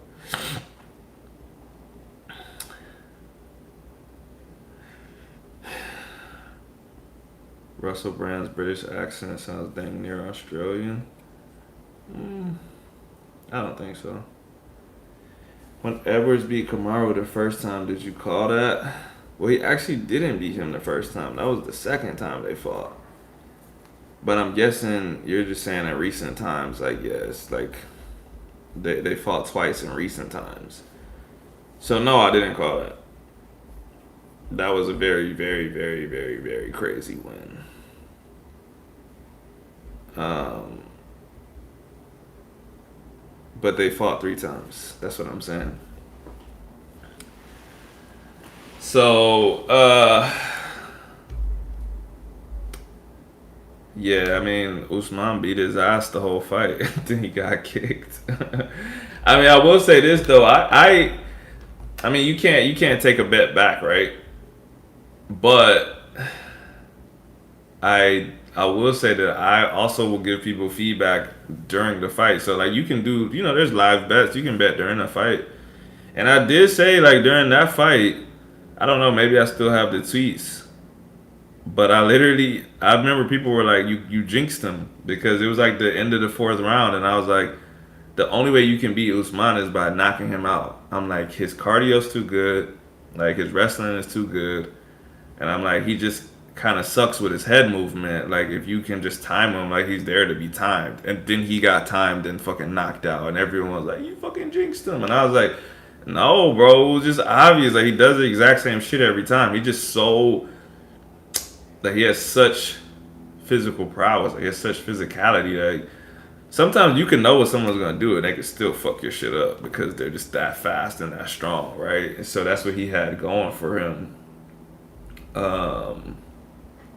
So yeah, I did not think that was gonna happen before the fight, and to be honest, I still didn't think it was gonna happen in that fight because Leon kind of looked like he checked out, bro. Like he kind of looked like, damn, I just lost 3 rounds in a row. Because I thought he won the first one. I'm like, okay, he came all right, he came ready. And then I just thought, like, yeah, he's done, bro.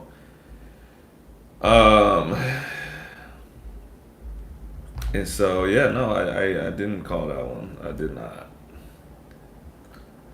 Let me see. When was Leon versus Usman won? How long ago was that?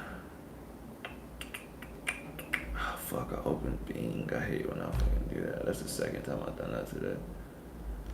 Leon versus Usman 1 was December 2015. So that's what was so funny about that trilogy. At the time, it wasn't a trilogy; it was a rematch. And like you just said, Planet Moolah, you didn't know. A lot of people didn't know. Usman whooped his ass the first time, and it was like Leon was young and he was making his way up. He got his ass whooped. No one knew who he was.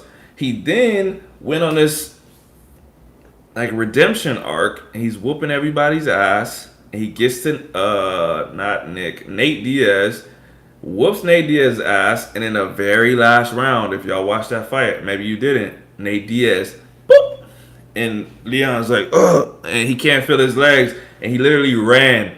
He ran for like the last 1.5 minutes, maybe 1 minute, and he got the decision.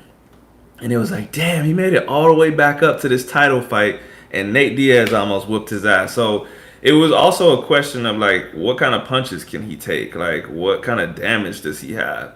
And so that happening, and then him getting the Usman fight after that, I was like, yeah, he about to get his ass whooped again, bro. Like, that's just what I thought. It was just real. I'm definitely not afraid to admit that I got something wrong. So I definitely got that was wrong.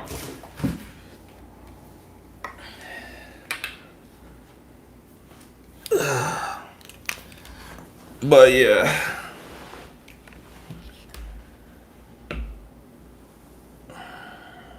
I feel like most people don't know they fought 3 times. When people are early in their UFC careers, especially back then, because UFC wasn't popping like that.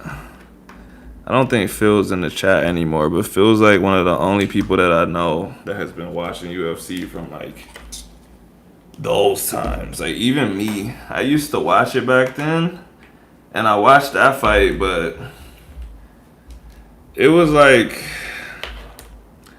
I would watch it sporadically. I would watch really big fights, like Anderson Silva, stuff like that. But it wasn't like right now where I watch it like every single weekend and I like really know what's going on. I was definitely more of a casual back then. So the Tito days, yeah. The good days. I might have to turn my ring light on. It's getting dark up in here, boys. Wish I could get into a sport again. To play or to watch? Woo! It's way brighter than I expected. I have to turn that down a little bit.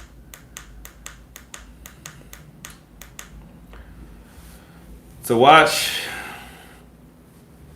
yeah,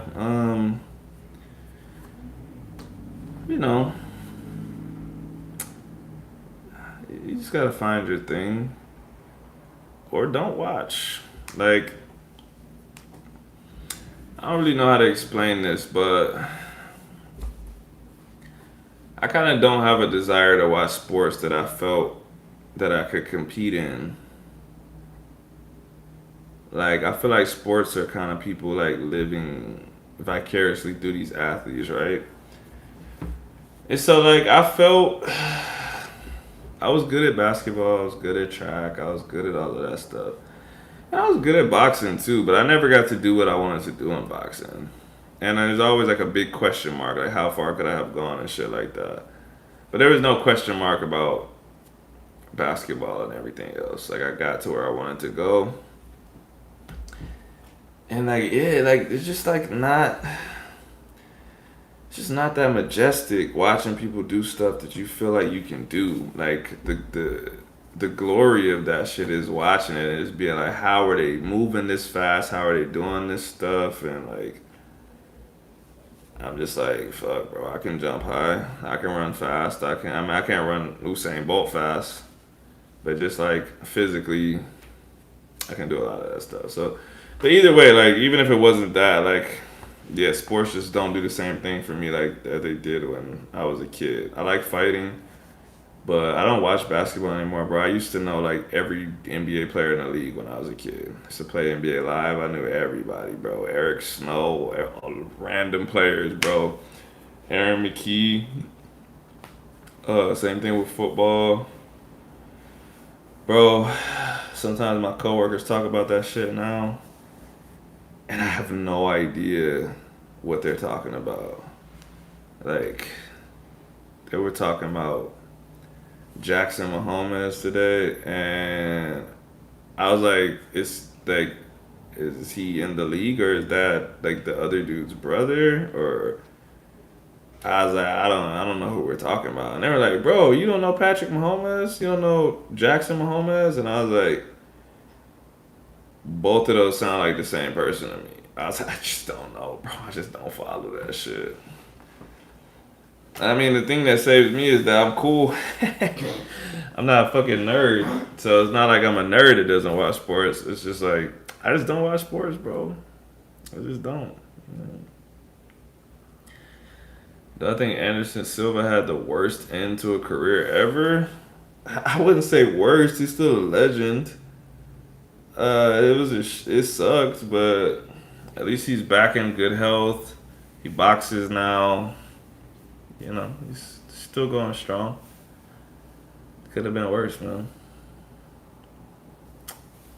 Collected cards and everything. Yeah, man.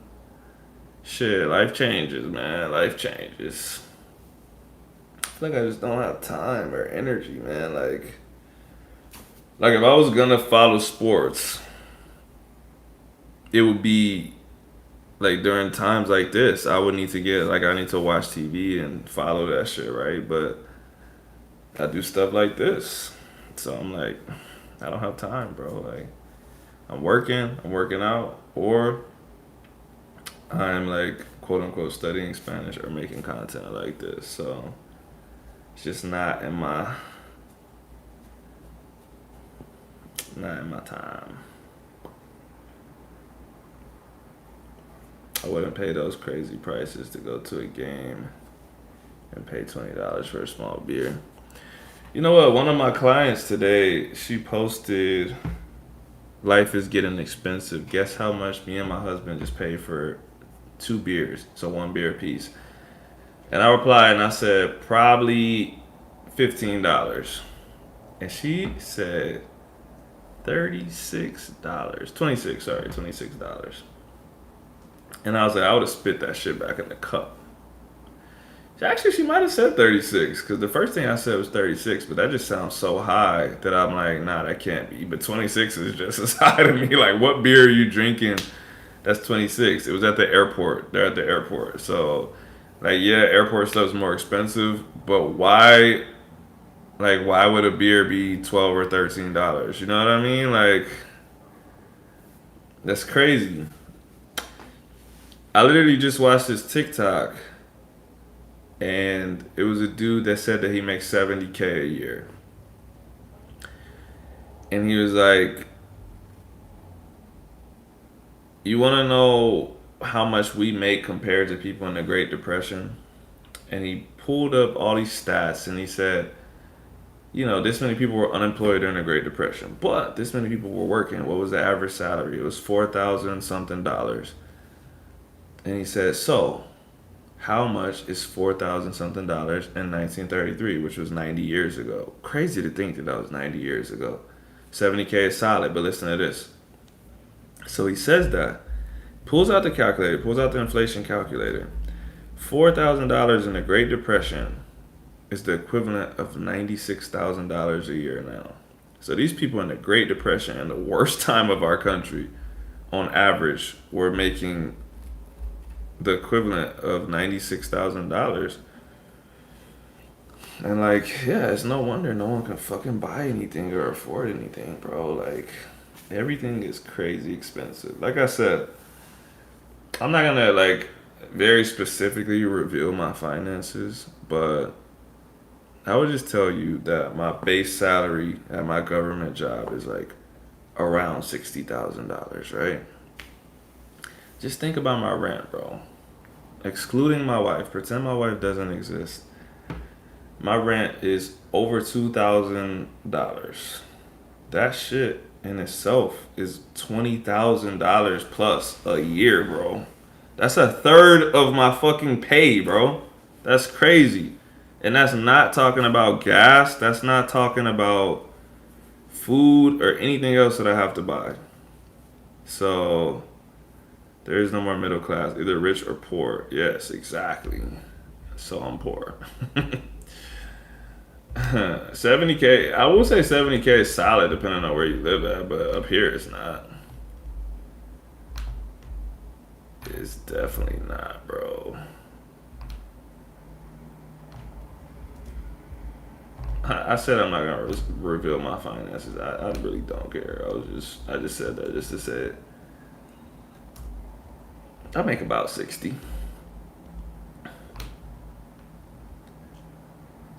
but you know, I make extra money doing my online training and shit. But you know, it's not like it's not Bill Gates money.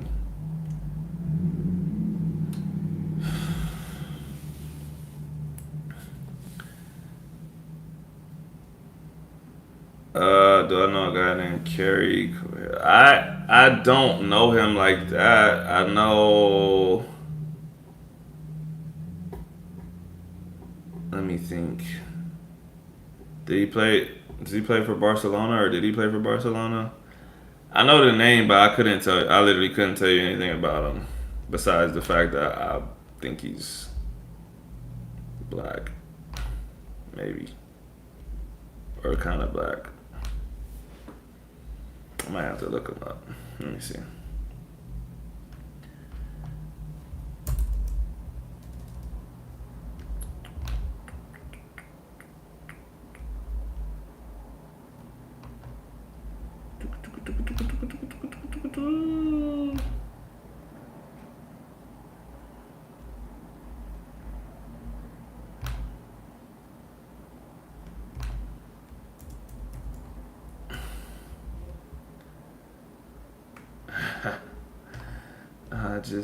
I just realized you hold me, bro. Cause I was typing it, and I was like, I thought you were making maybe 40 off of. Nah. My real job is I work for the government, bro. I got a good job. I get 60. I'm trying to think of what I get as a base pay. So like before they rip me off and take all my shit for healthcare and everything like that, I want to say I get like 63, 63 maybe. Um, and then like I have to pay all this shit for healthcare, dental, vision, all this other shit if I want insurance. But yeah, no, I get all the holidays off. I get hella paid time off, sick days. Um, and then I'm a contractor, so it's just it's just 40 hours a week and psh, peace out. Pronounce it a few times, maybe a bit slow. Yeah, I realized while I was typing it.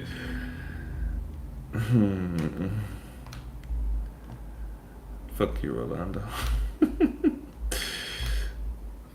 Did you ever try bass lang? No, I don't think so. If I did, it was a long time ago, and I don't remember anything about it. Let me see. Learn how to speak Spanish. Unlimited one-on-one classes via Zoom. Oh, I think I had like I saw this, but I remember the price. Oh yeah. 149 a month, but it's like unlimited, right? I was like, I don't like that because it would be like on me to set up the lessons and shit. I would end up just paying and like not fucking doing enough classes that would be worth it. So,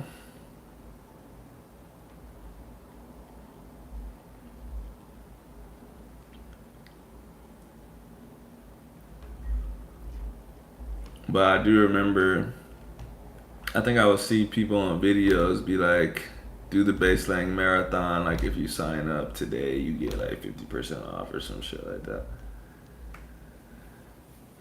You got it good. You might want to stay instead of go to Colombia. Well, here's the thing. this particular job in my field, it'll be open. It'll be open. I could leave. I can quit this job and come back. And honestly, if I did it again, I would go to El Paso. That was the first place that they offered me. I just didn't want to live in El Paso. Actually, it was actually like we could go to El Paso, and I'm like, fuck no, I don't want to go to El Paso. So if I did it again, I would retake the job and I would go to El Paso. Don't know if I would have a good time. Do you mind saying the name of the position? I'm a strength and conditioning coach. So I work for a company called H2F, and it's like a holistic fitness thing for soldiers. So I train soldiers like all day. Like I am a, if you think of like a college football weight room coach, I do that for soldiers. So I got like a group of 40 soldiers. I got hella squat racks. I got all this equipment and shit, and I'm like, this is what we're doing today. Write that shit up on the board, warm them up. Yo, 5 of y'all go to these squat racks, 5 of y'all go here. Let's get to work. Turn on my music, put some fucking salsa on, crank that shit up to the ceiling, and make them work out. So that's what I do. It's a fucking easy job. Like not to like usually I see people say their job's easy and then like they end up getting fired for talking too much shit about the job, but it's an easy job, man. It's chill. Like I had to obviously like you have to have a college degree, you have to have this certification, which is really hard to pass the test. So like you have to be very qualified to get the job.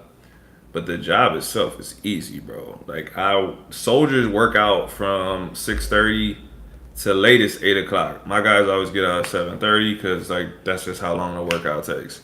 The warm up plus the workout's about an hour. 6:30 to 7:30.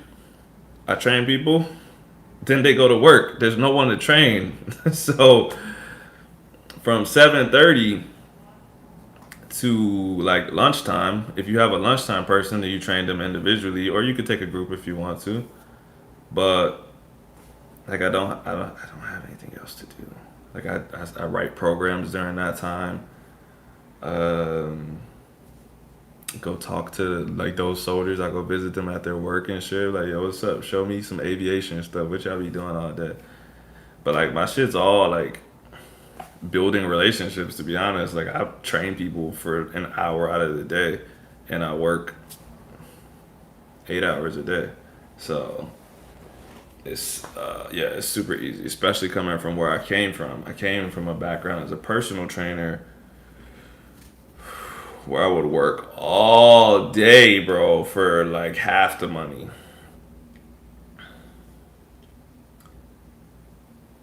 I had the worst time trying to find teachers I like. Yeah, that doesn't surprise me, man. I feel like your options would be limited too, because it's within like one program. At least italki is like just hella random people from everywhere. When you were coming up, did you train yourself or you had someone show you the ropes? A little bit of both. I was an athlete my entire life. Like I said yesterday, like because I watched my parents work out when I was a kid and because they put me in the sports, like there literally has not been like more than like a day where I haven't worked out. Like I've never taken a break from working out because it's not a chore for me. It's like literally my life. I've been doing sports and working out my entire life. It feels as natural to me to work out as it does to do anything else, like doing shit like this. I'm just like, yeah, I work out every day. Like that's just what I do. So I've always had like a decent knowledge base just from like my own research as a teenager. Like I had all these like books and shit about like working out and like sports because I was always like trying to be like the next fucking Michael Jordan or Usain Bolt or something. So man, I've tried so much shit, bro. I've had like those jump soles back in the day where you like are up on your toes all day. Like I had I had like the stem machines before they were popular, bro. Like I had like a maybe $1,500 e-stem machine in like 2005, bro. As like a kid, like I saved up money, like working and shit. And then I asked my parents to like pay for the other half. I had an Easton machine, like trying to fucking make my muscles stronger without actually working. Just like literally everything, bro. I had all these magazines, like sports books and shit like that. And that was when I was a kid, bro. So I got to college. I ran Division 1 track. I got hurt. Stopped doing that. That's when I started doing weightlifting and shit. Like I got videos on my other channel from like 2010 or so. Like when I was like starting taking lifting seriously. And at that time, like I still knew a lot. I was doing deep squats. All my form was like decent and stuff like that. But I didn't have like the scientific knowledge of like the like anatomy and stuff like that. To be honest, still, I'm not really like a sciencey guy.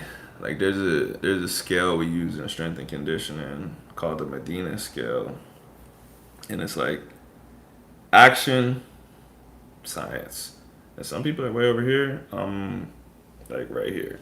Like I definitely want stuff to be evidence based, so I'm not doing all wacky shit just to do it. But like for instance, lots of people are not into doing like very heavy strength training and cardio because you might find some studies that are like doing cardio on the same day as your heavy strength training doesn't allow you to be as strong as you could be. But I'm like, I deadlift 750 pounds and I box every day. I'm gonna keep doing it because it feels good. I feel healthy. I don't feel out of breath walking upstairs. I still feel strong. I feel like the cardio helps me recover in between my sets, in between lifting and stuff. So just because something is science and it might be true, doesn't mean that I'll just be like, well, the evidence says this, so I'm just completely abandoning everything I've ever done. So um, I'm into evidence based stuff, but there's some people that like build their whole world around that shit. I'm not like that. If something feels good, bro, if some food works for me and they're like, that actually impedes your recovery, bro, if I feel good after I eat it, I don't care what it says, to be honest. But so yeah, I mean, I definitely to finish that question, I did a lot of stuff by myself, but I also was smart enough to know that I didn't know that much stuff. And so anytime I feel like someone's smarter than me or knows more stuff than me, I'm always absorbing that shit. That's why I work with the coach I work with now. He's a Hall of Fame weightlifter and coach. So if he tells me something, it doesn't matter like what I think. I'm gonna be like, this dude's in the Hall of Fame. I'm gonna take it in, and then later, maybe I'll try to prove it wrong or something. But I'm not gonna be like, you don't know. I'm like, I'm taking his advice, bro. For you, picking up a 90-pound dumbbell feels like nothing. No, it absolutely feels like something, bro. That's one of the things that actually people don't understand is that like strength strength doesn't actually like necessarily make stuff feel lighter. You just know you can do it. Like strength itself is confidence. Like I would 100% feel confident walking up to a bar with 500 pounds on it right now, bro. I could get up from this table right now and deadlift 500 pounds without warming up. But I wouldn't say like, oh, I've deadlifted 750 pounds. This is gonna feel light. I'm like, this shit is gonna hurt, but I know I could do it just because it's only 500 pounds. You know what I mean? So, like, it's still 90 pounds. That shit's heavy. Um, and so, like, on that note, one of the things that my coach will say a lot and that we say a lot in weightlifting is like, it's supposed to feel heavy. Because some people will get tired or some people will be like, they're about to lift a weight and like, oh man, this is heavy, and we're like, it's supposed to be heavy. Like it's fucking 500 pounds. Like you just need to do it. Like it's not. It doesn't matter how it feels. But that's what he says too. It doesn't matter how you feel. You need to do it. So no, if I pick up a 90-pound dumbbell off the rack, it's heavy, bro. Deadlifting 180 pounds is tough for me. With a barbell, or you're saying like that, it's tough for you because like doing it with two 90-pound dumbbells is definitely different than a barbell with 180 pounds of combined weights. I would expect it to be like I would expect it to be hard. $800, damn, bro. That's kind of crazy.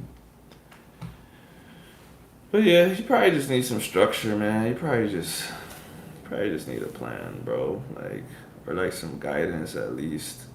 Most people don't know what they're doing, bro. And that's not even just the gym. Most people don't know what they're doing with anything. And they don't reach out for help. And they don't. Here's the thing, too. You could tell someone, like, just research, just look up some stuff about getting stronger, look up some stuff about learning Spanish. There's so much misinformation, wrong information. You're getting information from people that haven't done the shit that you want to do, or people that are selling stuff, or people that want more views. Like, it's like we talked about people with like the fluency stuff. No one's gonna get on here and be like, "I'm not fluent. I'm actually not confident, and I suck at this." That's not gonna get you any views, bro. You're gonna get on here. You're gonna say, "This is my method to getting fluent in 60 days." And it doesn't matter that they're not fluent. They want views, they want money, they want whatever. And so you have all of this stuff that you have to weed through on YouTube, Google, whatever. Everyone's selling their product, Baselang, Duolingo, Fluencia, Rosetta Stone, whatever. They're always gonna say they're the best. They're always gonna provide you with like some scientific evidence that says we've actually figured out the best way to learn Spanish. And it's the same thing with gym stuff. Everyone says that they have the method. Everyone says whatever. But what you need to do is talk to someone that's not trying to sell you something and maybe pay them. That's what I would do sometimes. Sometimes if I want to talk to someone, I'll be like, yo, how much does your time cost? Because I want to ask you some questions. Or whatever. I want to know something. And most of the time, people are like, those kind of people, especially, are good people. They'll be like, yo, just ask me. I'm not going to charge you. Like, people message me all the time. They're like, how much does a consultation cost or some shit? And I'm like, bro, I'm not going to fucking charge you to talk to you. Uh, you know, so as long as it's not like a 5 hour combo. But if you're just asking me some short questions or you want to like know where to look for something, I would fucking guide you to that shit, bro. Like, most of that stuff is like very simply explained. I think maybe one of the first times you were on here, we talked about kind of progression and calories and stuff like that. So I can explain that shit pretty quickly. That's a good question. When you were trying to learn words, what did you do? Duolingo? When I first started, yeah, I started with Duolingo, and then, like I said, I was on there for a long time, and I wasn't really making any progress. I felt like I was until I would literally do anything in real life, like from trying to talk to my clients to, I don't know, listening to some shit on the TV. My parents used to be like, "Oh, you've been practicing so much Spanish. What they just say?" And I'll be like, "Fuck, I don't understand nothing they just said, bro." They'll be like, "Man, this dude not studying," and I'll be like, "Damn, I feel shitty, bro." Um, but yeah, I tried a bunch of different stuff, bro. Fluencia was decent, but I tried a lot of stuff, bro. I probably still have shit that I'm paying for that I don't even know, bro. I guarantee you, I'm subscribed to some Spanish stuff still that I don't even know. It probably just comes out of my account. Who is the six pack shortcuts of Spanish? I don't know who six pack shortcuts is, so I have to find out who that is first. That Duolingo update ruined me. I don't even know what the update is. When it says nosotros nos despertamos, why use nos? What's nos means? Nos is okay. This is a little complex, but it's not that complex. When you're talking about reflexive verbs, which is that's what this is, right? If you say uh, we did something to ourselves. This is what I was talking about yesterday when I said we take a lot of shortcuts in English that we don't even realize. We talk very neutrally in English and we pick up on stuff through context, right?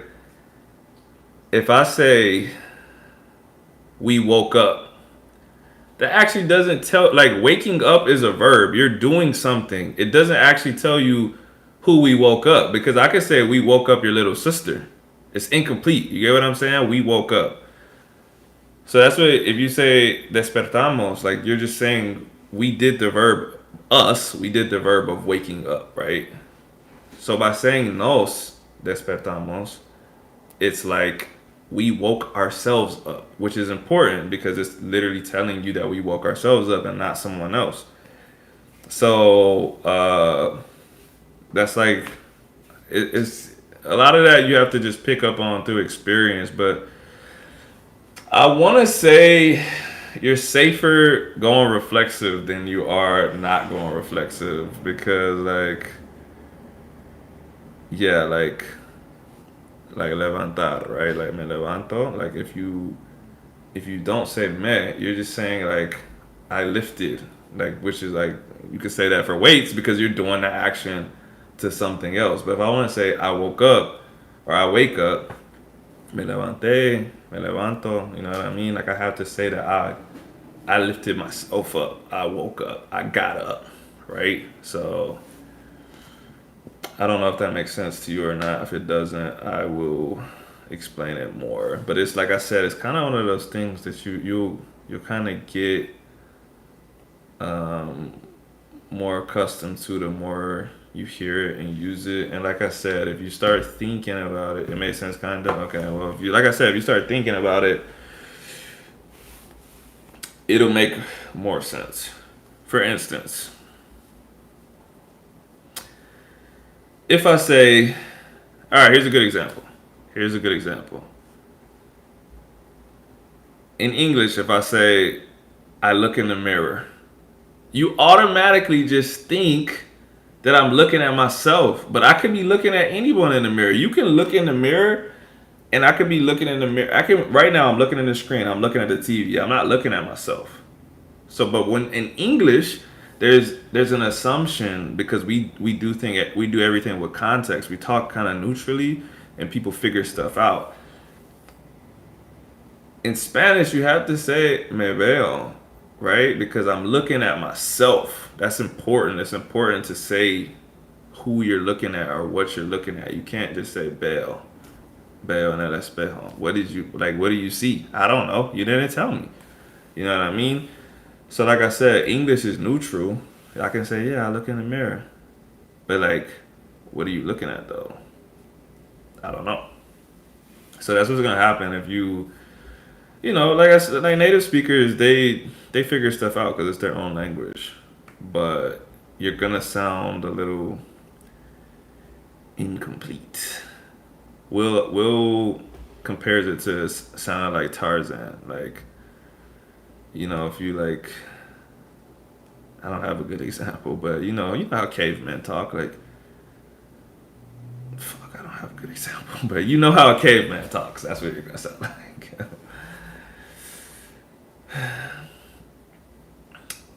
Today I had a sentence. Las vas a comprar. Shit confusing. What is confusing about that? It depends on, like, I bet you in that sentence you had you had context before that. It probably didn't start off like that. If it did, it's not a great example. But for instance, like, if the sentence before, or if the greater context was las camisas, right? Las vas a comprar. Like, you're going to buy those shirts. Las just takes the place of las camisas, right? So, but yeah, in that sense, like, them is a good English word for a substitution. Same kind of thing. Like, if I just say you're gonna buy them, you'll be like, buy what? But if I say those shirts, you're gonna buy them, then it makes sense, right? So you can like use those replacements like las, los, la, el, like if you've already talked about the thing that you're replacing. Impersonal say is what gets me most of the time. I can't logic my way through it.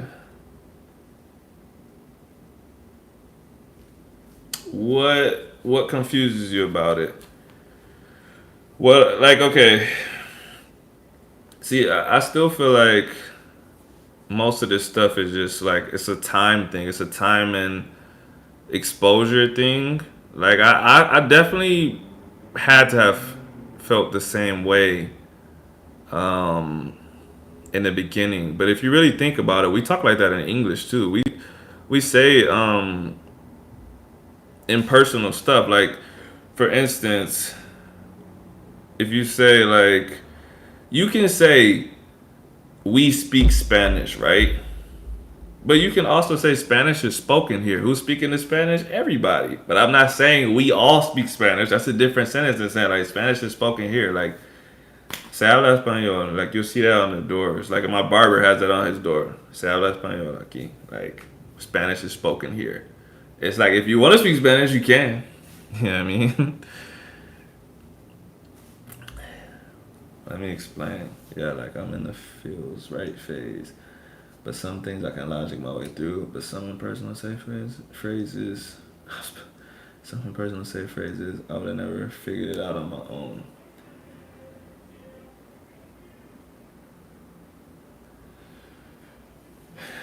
Why ella se luchó and not? Oh, I can't see it. Let me pin it.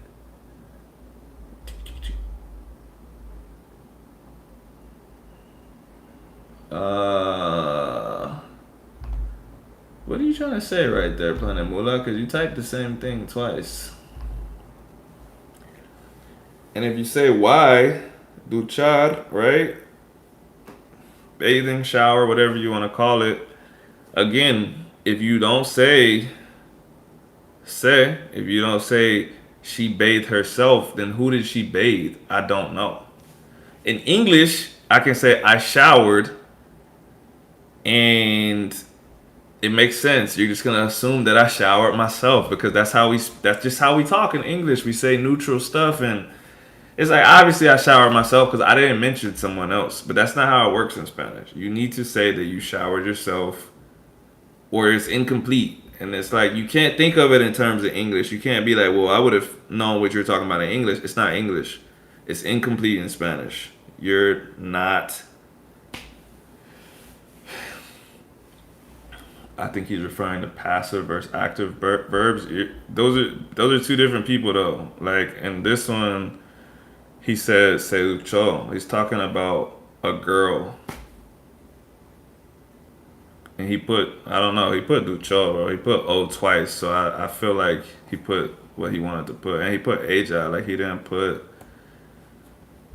se lucha.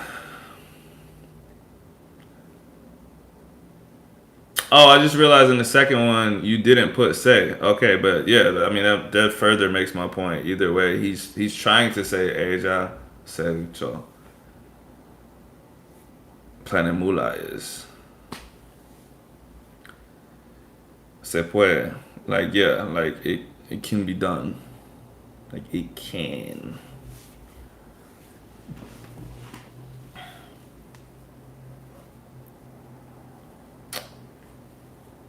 Why can't I put yes? I mean that's just like what I just said. Like if you just put ella luchó, it's incomplete. There's nothing. There's not much more you can say than it's incomplete. Like I said, you're not saying who she bathed. You're not saying who she showered. Like you're just saying she showered someone, something. Who? What? We don't know because you didn't tell us. So like I said,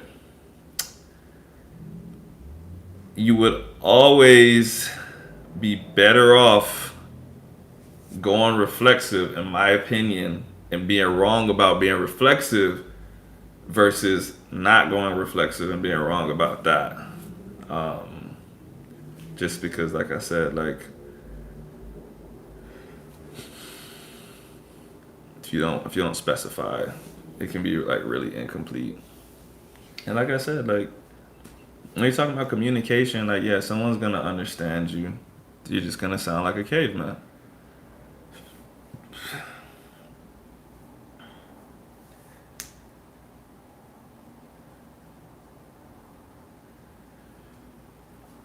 And last one, antes de ir a trabajar. Uh, isn't there from? It's not just from. There's a lot of. Ooh, that's a tough one to explain. But this is why you need to learn stuff in context, and this is also an important part of talking to people. Like I remember in the beginning, like I don't know if you know this, but like the verb like tratar, right? It's like trying, right? Like obviously there's also like intentar, but you can say like I'm going to try to blah blah. Voy a tratar de blah blah blah. But because I would study these words by themselves on like Duolingo and shit, and it didn't have context, I didn't know that it's always there afterwards. And so in my head, I would go, ah, it's to, like English to, and there is from. So I would say like, oh, voy a tratar a blah blah blah, and I didn't know. So you need to know those following words, which is why it's important to learn the whole thing in context.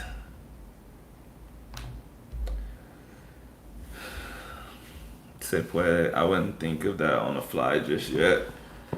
Basically, if you take any verb and you put say in the third person, it's almost like saying this is done or can be done, if that makes sense. Like, I don't even, I don't know if I have any good examples, but like,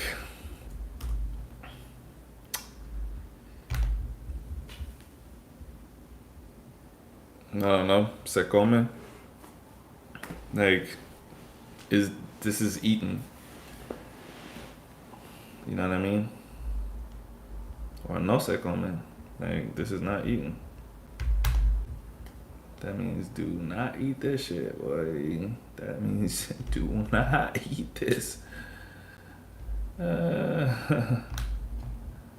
or let me think of something else.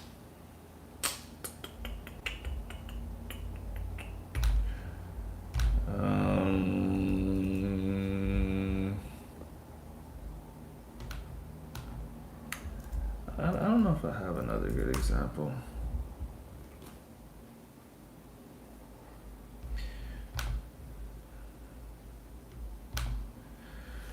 No la comen. But that's different though. Because think about it like this. I'm gonna use I don't really like using English comparisons, but I'm gonna do it like this. Like saying they don't eat that is not the same thing as saying this is not eaten. You get what I'm saying? Like, or this is not edible. Like, I'm gonna get real specific here.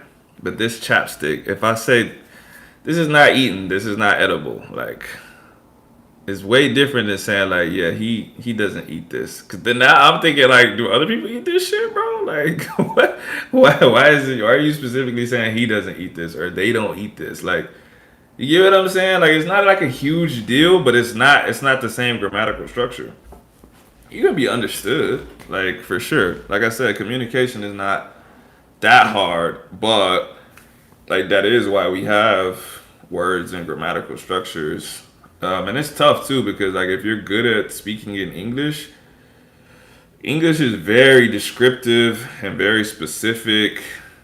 Uh, And it's kind of tough to just like not be descriptive.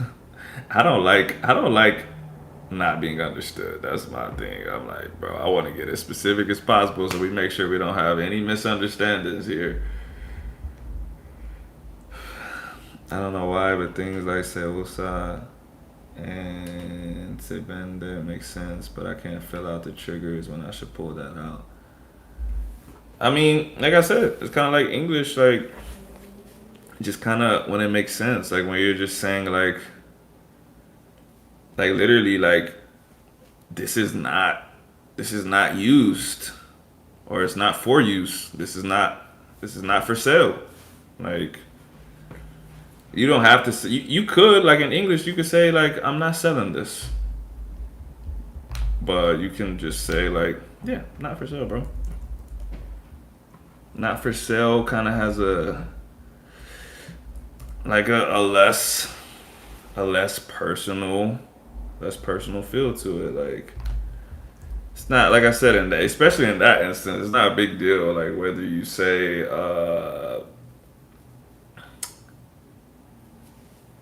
say I'm selling this or I'm not selling this or it's not for sale.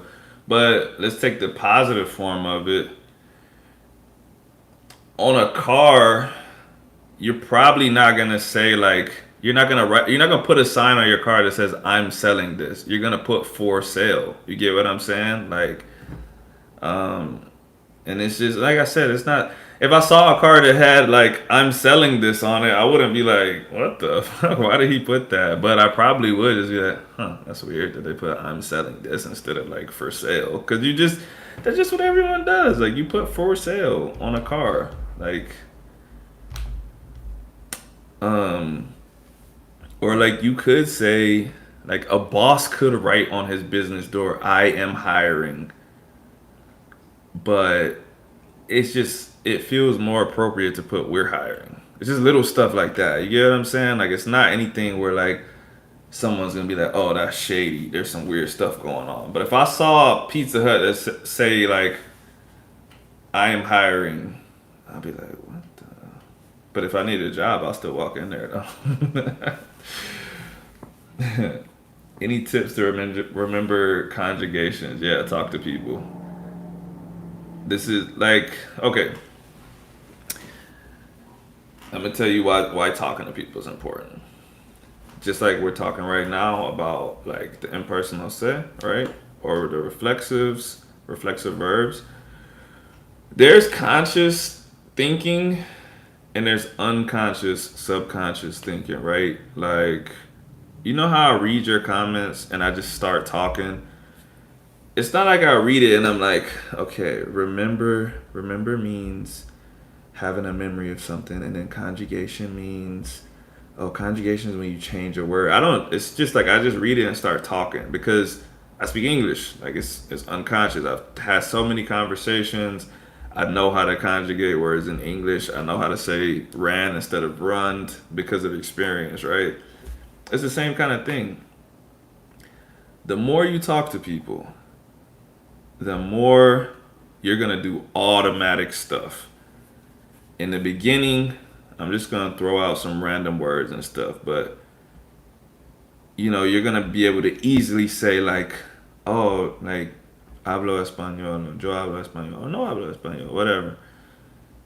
And you're gonna like that's gonna become unconscious. Just like hola, buenos dias, buen dia, whatever. All of that stuff becomes unconscious because you say it so many times and you hear it so many times.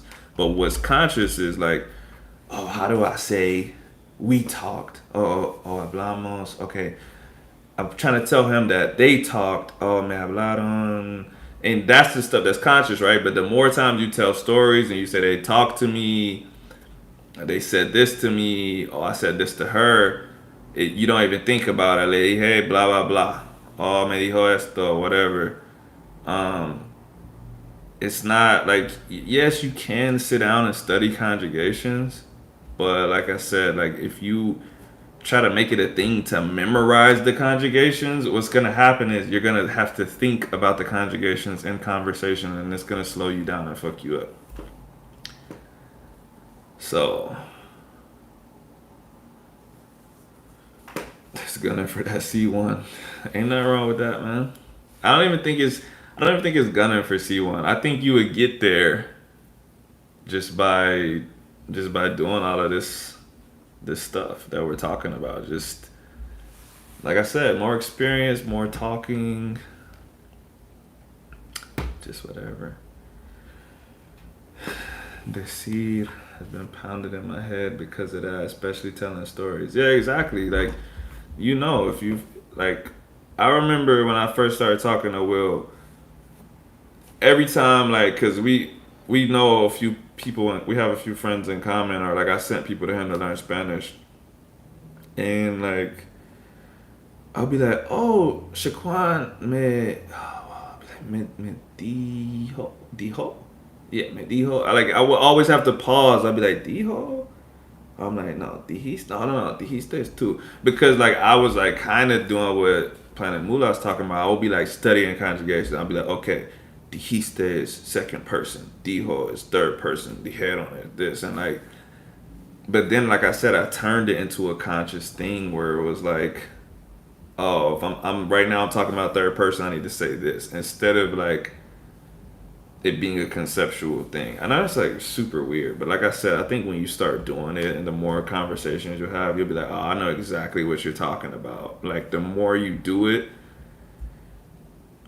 it just comes out. It just comes out. It's only when you start talking about stuff that you've never talked about that you kind of pause. And you probably see that when I'm speaking English. If I'm just like flowing, I talk about this kind of stuff all the time. So I can talk without even taking a break, bro. I can literally just keep going with words and words and words.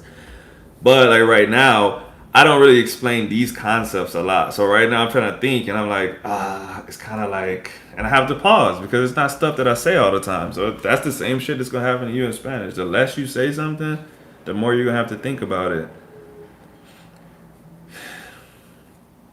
Would you keep a notebook putting down all your mistakes during your convos with Will and then look at them later? No, never. I've never done that ever. Bro, I'm trying to tell you, bro.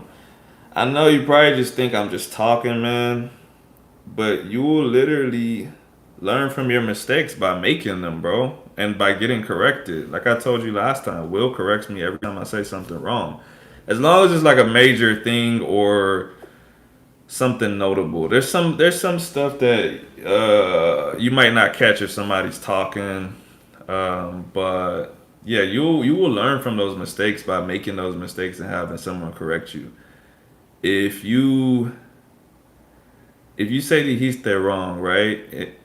Like and someone says no, dijiste, and you go, oh, okay. Like if you said, like, let's just say you said dije, right? Like you're trying to say, like you said to me, you said, oh, me dije, and they're like, no, me dijiste.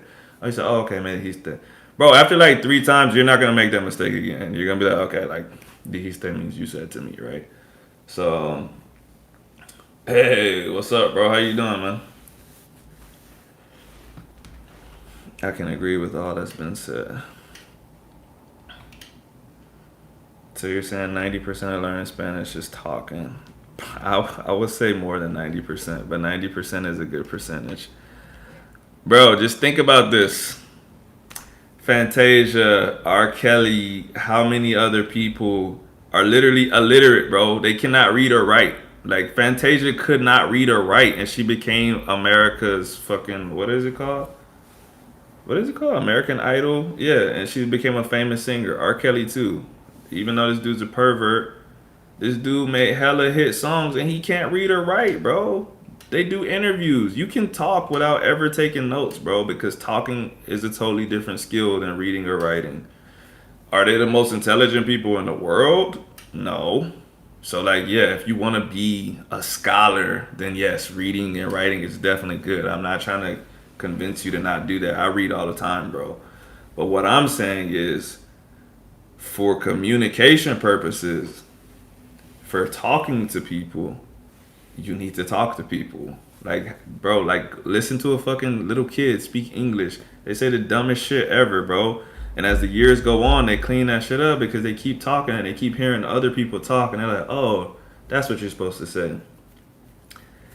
I've made so many mistakes, bro. Not even in just Spanish, bro. In English, because I actually read so much as a kid that I didn't know how to pronounce shit, bro. I was just like, I would read it, um, like the word cliche, bro. I remember I said klitsch. I didn't know. I was like 6 years old, bro. I just used to read hella books. And I was like, man, that's so klitsch.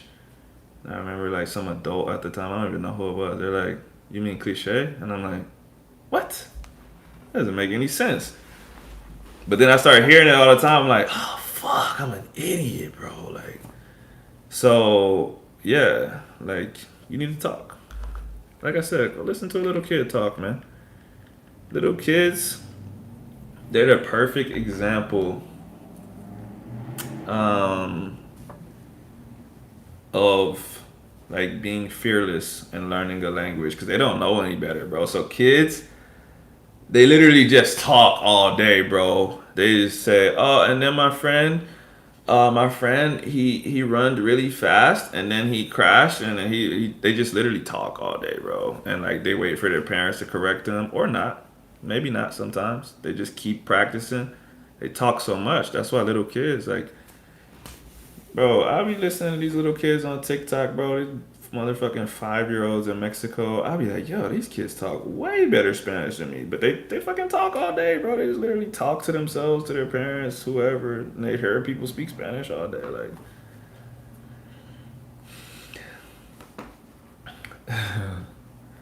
DoorDash and demon hours.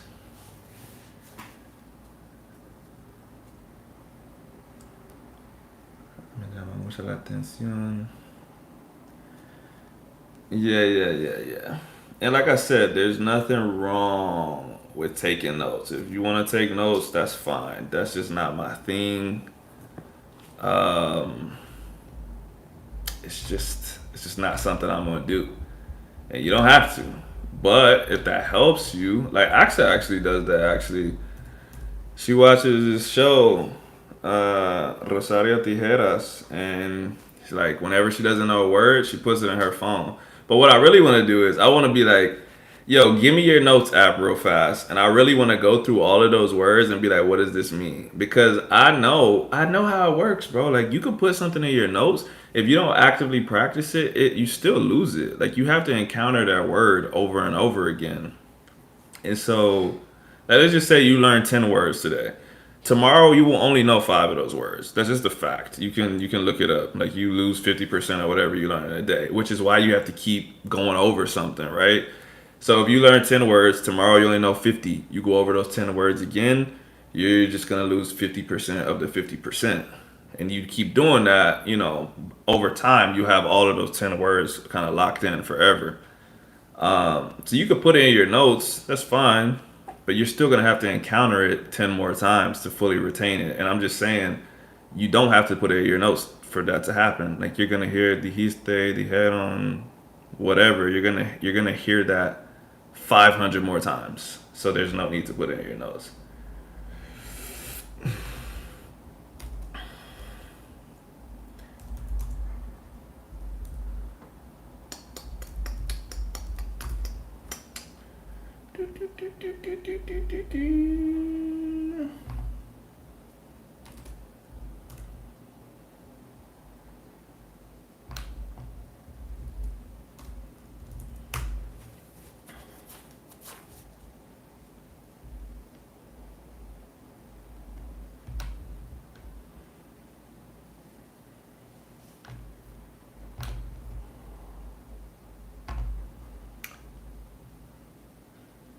That emoji thing in the chat is annoying. I have no idea. Don't know why they do that. Please don't stop doing these. I be cracking the fuck up on DoorDash and helps me get this money. Alright, I'm gonna keep doing them, bro. I learned the word baboso from a kid in Mexico. Do you know where baboso comes from? Do you know the verb that it comes from? Because if you know, like, I mean, I'm sure you know what it means. But if you know where it comes from, it makes it a little bit funnier for some reason. But this is also like a good example. Okay, you say no. Okay, babear is like to drool. So like, I don't know, maybe you heard people say like baba or something like that, like for drool. But like, Yeah, babear is to drool. So baboso, like you're like a fucking idiot. Like you're sitting there with your mouth open, like drooling on yourself. Like baboso, like you're stupid. Uh, so yeah, but like little stuff like that actually there's a lot of words that native speakers use, and they will have no idea where it comes from or what it means. Cause I ask Will all the time, like, where's this word come from, bro? And he'll be like, I don't know. And like when you learn where it comes from, it's even funnier, bro. But like native speakers, this is really my point. They don't study the words, bro. They just hear it 500 times. You're like, oh, hijo de puta. Like it's just like son of a bitch in English. Like, oh, he called you baboso, bro. That's hilarious. But it's like son of a bitch, bro. It's like it has a meaning and then it has another meaning. Like, you know what I mean? Like if somebody asks you like what does son of a bitch mean, you're not gonna be like, it means your mom's a bitch. Like, yeah, it does, but like that's not exactly how we use it. You know what I mean?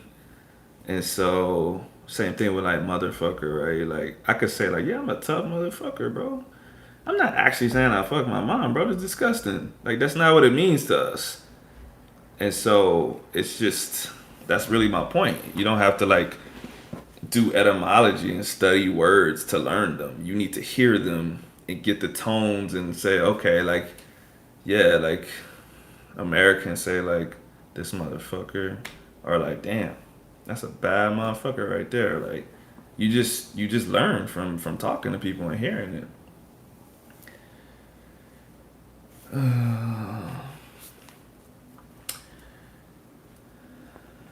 Oh yeah, I use RemNote, which puts my phrases and verbs in a space repetition flashcards, which I go over at night. That's dope. I think I never did stuff like that because they have like Anki decks and stuff like that. I never did stuff like that for the same reason that I was saying earlier. Like when it's out of context, it just gives me bad vibes. I'm just like I feel like I'm gonna say this shit wrong or something like that. So like if I can't get it through conversation, then I won't use it if that makes sense. Because it's like the same thing in English, right? Like I don't really have a word off the top of my head, but I'm sure we've all heard someone say a word, and it's like, oh, that's not how you use that. Like it's a synonym of what you're trying to use, but you just heard it one time, and you might have looked it up, and you're like, oh, this means that, and you tried to use it. So I get like kind of, I don't have a better word besides freaked out, but I'm like, nah. If I don't have it like locked in, if I haven't heard it like 10 times, and I'm like, yeah, I know exactly how to use this, then I just like, nah, I'm not using that shit. Kids are little shits.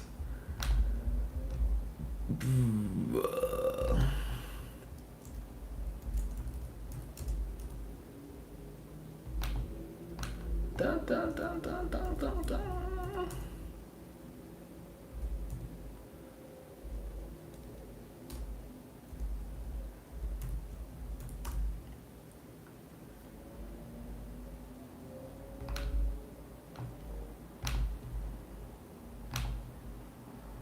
For some reason, bastardo is really offensive in Mexico. Like more than hijo de puta. Oh, that's interesting. I wonder why. That's another thing too. Like, um, different cultures, different places, like different words are offensive. So like you could look something up, but it's not gonna give you the full context of that word and what people feel about it. Like for instance, Australians, Kiwis, British people, like they use like on a charger right now. I gotta try to prop this shit up.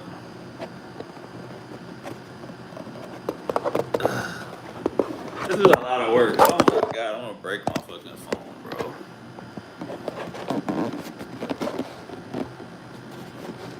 My phone died.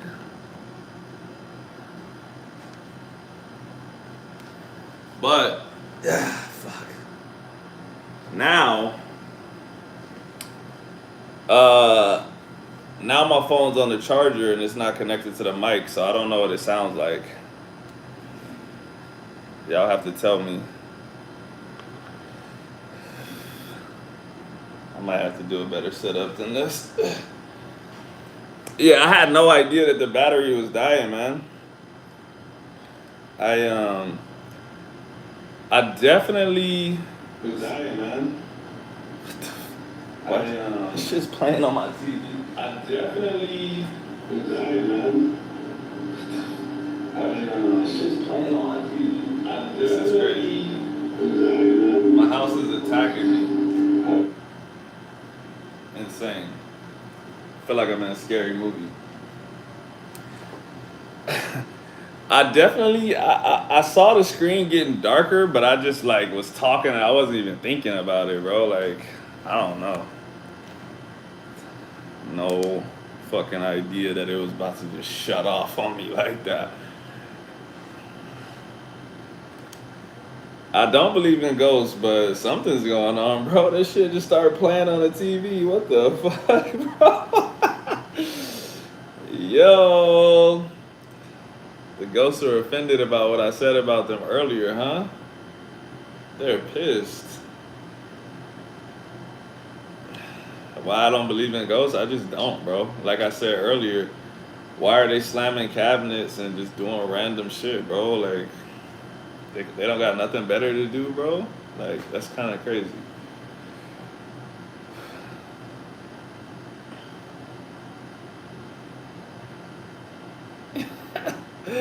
I'm gonna see Jeffrey on Sunday. Hey, you know what? I'm gonna text him when I get off of this shit. This motherfucker said he was gonna pay me on the 13th.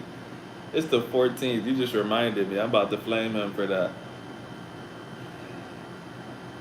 What was I talking about when that shit just cut off on me like that, bro?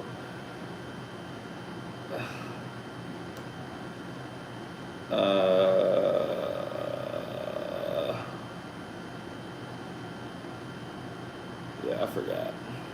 Let's jump in. Oh, it's been a wild night, man. It's been a wild night.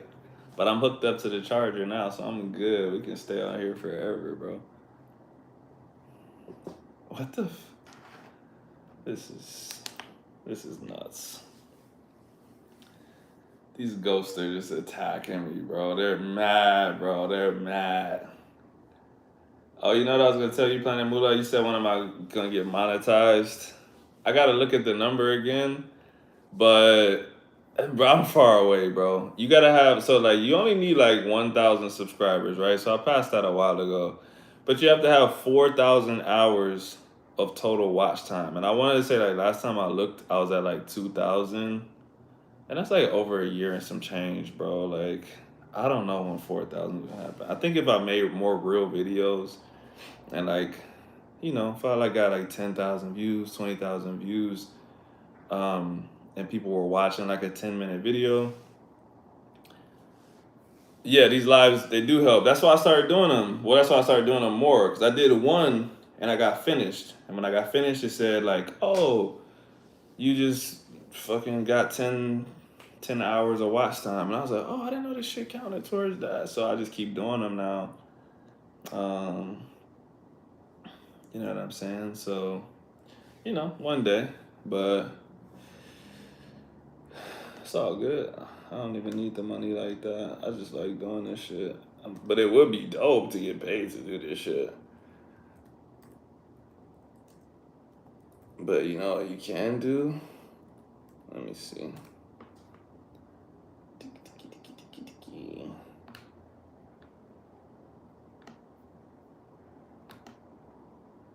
Let me find the link. You can. I got this little buy me a book, buy me a coffee, whatever the fuck that shit's called.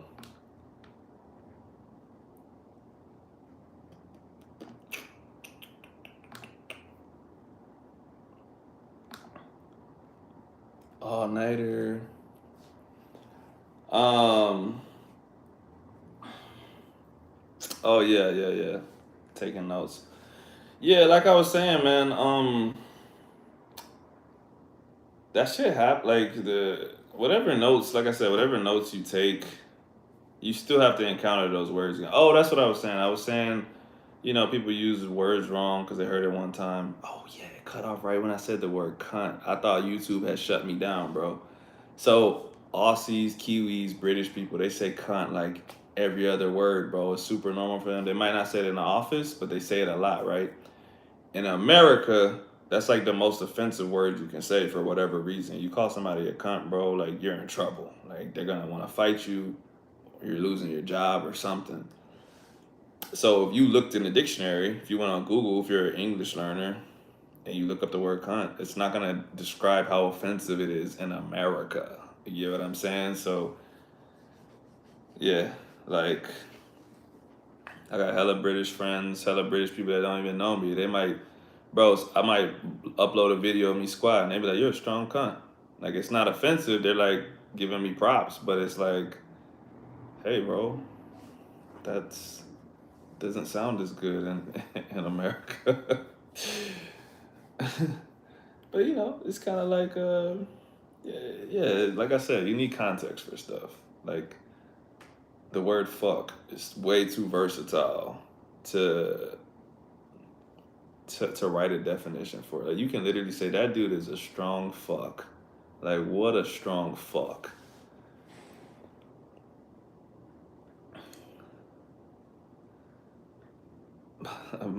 About how to get a six pack in 6 minutes. Yeah, I might have to make a few of those. Such a strong cunt. Yeah, man. Like those dudes, they just talk like that, bro. I've sparred with a handful of like Australian MMA dudes or other people from those like parts of the world, and they'd be like, "Wow, it's a scrappy cunt, man. Just scrappy cunt." My cross country coach, like the dude who like literally taught me how to run and everything. Uh, that dude would talk like that. He was I can't remember exactly where he was from, but he was born in Australia and he lived somewhere in the UK for a while. Like he was a professional soccer player, then he moved here and took a job like coaching soccer. But he was also the cross country coach because he was in such good shape. And yeah, I remember he was like the first person I ever heard use that word because he would be on runs and he would just blow hella snot out of his nose like while he was running. He wouldn't take a misstep or anything. He'll be running full speed, just blow hella snot out his nose, wipe his shit, throw it like that. And I'd be like, "Yo, Coach Key, why you just be like snotting like that, bro?" And he would be like, "It's called a snot rocket." He's like, "Every cunt overseas does a snot rocket." He just fucking keep running, bro. He would do it all the time too. But yeah, I just remember when he said every cunt overseas. I think he said across the pond or something, but I do remember he said every cunt. And I was just like, what the fuck, bro? Like, why are you talking like that?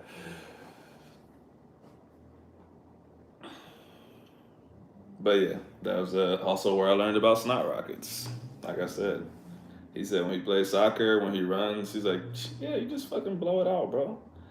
And honestly, I do that all the time now. Not like in buildings and shit, but like I feel like I had never actually like legit blown my nose just into the fucking air until I met him. I just felt like I don't know. I felt like it was like inappropriate or something. Now if I'm outside, bro, I would just fucking let that shit go. Clear my nose. Like I'm outside. Who cares, bro? Just fucking blue snot all over the concrete. uh, I miss that dude, man. I wonder how Coach Key's doing. He was a good dude, man. Can you do that one you did of black people in Atlanta? I don't remember. I don't remember what I did. I don't remember what I was talking about. No idea.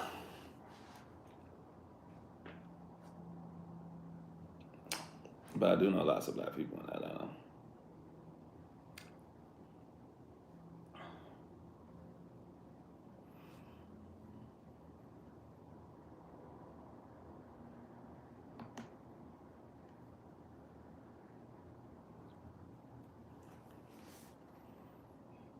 I didn't even realize this is I got to resume the stream. I didn't realize that. I thought I started a new stream, to be honest. But I just saw the time and I'm like, oh shit. Have a good weekend, bro. We'll see you the next time.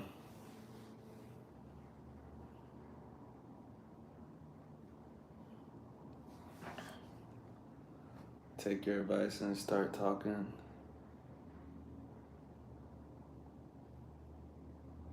You think you spent about 1K with Will?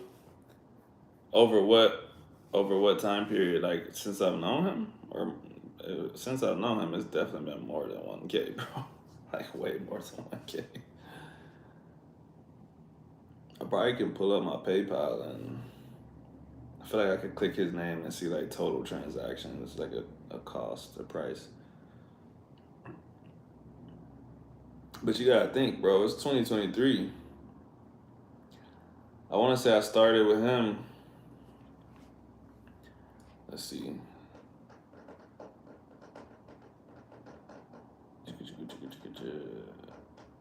My whole stimulus. I don't remember saying that. I do remember saying that I got a stimulus check and that he was getting no aid from the government. I didn't just drop the whole stimulus check on him at one time, but I just had hella extra money. So I was like, there's literally no better time than right now to pay for something because, like we talked about yesterday, you will always say like I'll have more time and I'll have more money for this stuff later, my fitness, my language learning, my whatever. And so I was literally like there will be no better time than right now where I'm getting a stimulus check and unemployment and I'm not working and I'm not able to do anything. What better time is there to start like trying to learn a skill? And so yeah, fucking no, I didn't drop 1K on him at one time, bro. You know how much money that is over there? That shit would be insane. He probably would have ran away with that shit and fucking started a new life. uh, but like over time, yeah, I spent way more than 1K. I think what did we started like? Am I at 3 years of Spanish now? I think I'm at 3 years. So I think we started like around this time of 2020 or August of 2020, August or September. Um, because I remember I was like, man, I should have just started as soon as the quarantine started. I don't know why I waited so long. Because I went back to work like right after I started with Will. And I was like, fuck, I should have just started earlier. So yeah, you just think I've been paying him at least minimum like roughly $100 or so a month since then.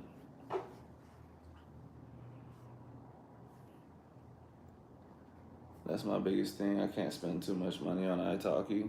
I mean, you don't have to. Like I said, there's the community tutors that are way cheaper.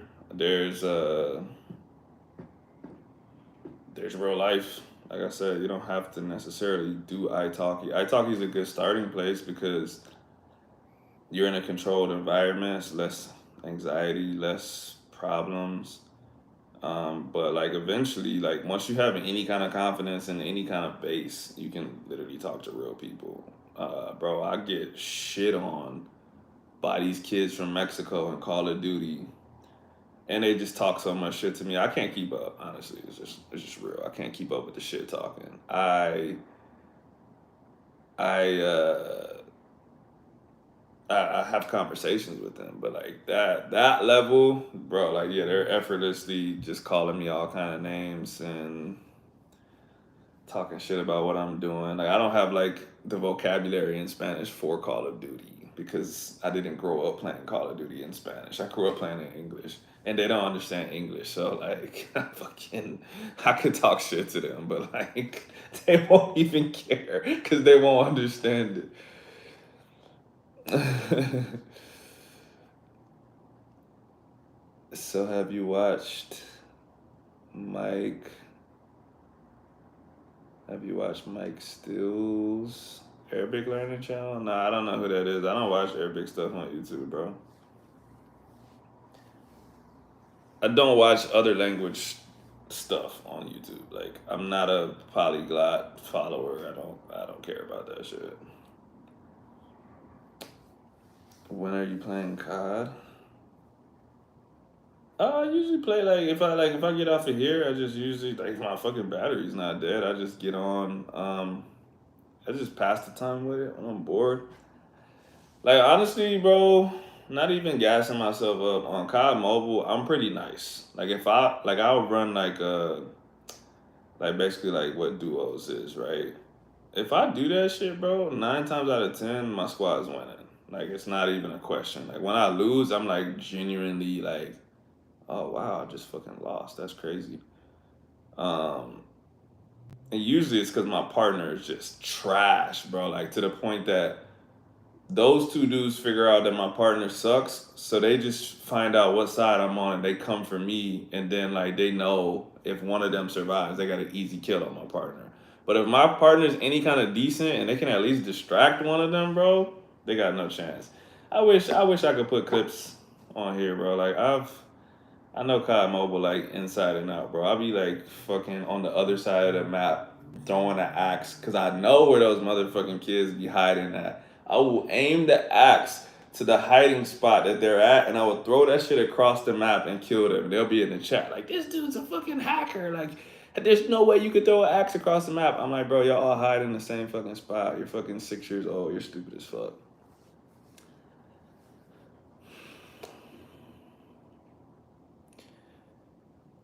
Arabs tell him that his Arabic is great. However, another American Arabic teacher made a video saying that his pronunciation is very sloppy. I guess Arabs are also pretty forgiving, like Hispanics. I think, I think when you're a native speaker of a language, you know how many native speakers fuck stuff up. You know what I mean? Like, I literally hear people pronounce stuff wrong every day. So if someone's learning English, I'm not gonna be like, hey, you're not pronouncing this stuff right. Because literally people that speak this shit for 30 years pronounce stuff wrong. Or they read stuff wrong. Because like I said, our language is very inconsistent and stuff. So yeah, you're going uh, from a language that's lacking these sounds to a language that has sounds that you've never made in your life. You're not gonna make those sounds like not great, especially not in the beginning. Maybe over time you will. But yeah, if you say Shim Haka and someone tells you you're speaking great Arabic, fuck it. They're an Arabic speaker and they said you're doing great. So that's all that matters. Like keep going, improve it when you can. Same thing in Spanish. Like, yeah, I listen to people and sometimes I'm like, this isn't great, but they're trying. And like as long as they improve over time or they're trying to be more understood. I don't understand people that don't try to be more understood or don't try to improve. Everyone has their own goals and they have their own life, whatever. But like sometimes, bro, like I will, if I know someone or if I follow them, I'll reach out and be like, hey, I just heard like a really big mistake that you're making. Do you want a correction? If not, it's fine. 9 out of 10 times they'll say, sure, let me know. And I'll tell them and they'll be like, oh, fuck, I knew that, but I said it wrong. Or like, oh, I didn't know that, thanks. But like, 1 out of 10 times, bro, I'm not going to say who it is, but someone will say like, no, no thanks. I'm okay with pronouncing it wrong. Or I'm okay with messing this up. I'll be like, okay, well, I'm not going to give you unsolicited advice, but I don't understand why, if someone told you were making a huge grammatical error, why you would be like, I don't care. Like, what? Like, that's weird to me, bro. If someone told me I was making a huge error, I always be like, oh, yeah, tell me. And, like, either I'm wrong or that person's wrong. But either way, I want to know what you think is the huge error that I'm making. I don't want to continue going on making an error, but yeah. What was your name before Shabazz? Here's the thing. I don't want to give away too much information because, like, what if you're slowly collecting info so that you can steal my identity? Like, bro, if you got my previous name and you managed to get like my social security number or something, there's no way they're not gonna believe that you're me.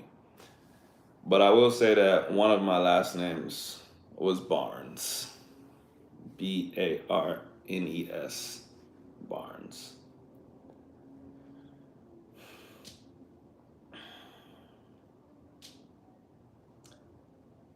Even if I talk like a caveman in Peru, I'll be okay with that. Yeah, there's nothing wrong. There's nothing wrong with being at the level that you're at. It's like I said, it's just like, okay, you're in Peru. Like, why would you not want to talk to people and try to speak better and try to be more understood, form stronger bonds, whatever, you know what I mean? Like, and if you don't want to, that's fine. It's not my life. I'm just saying I don't understand why you wouldn't. I don't want to like not get better. Even in English, like if someone was like, "Hey,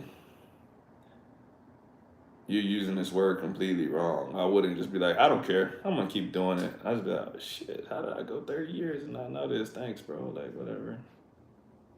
They knew what I was talking about. I'll say the right word from now on. Nah, we're not bringing him up again. We're not bringing him up again, Planet Moolah. But those people might be the same people. They might be the same people that rejected help.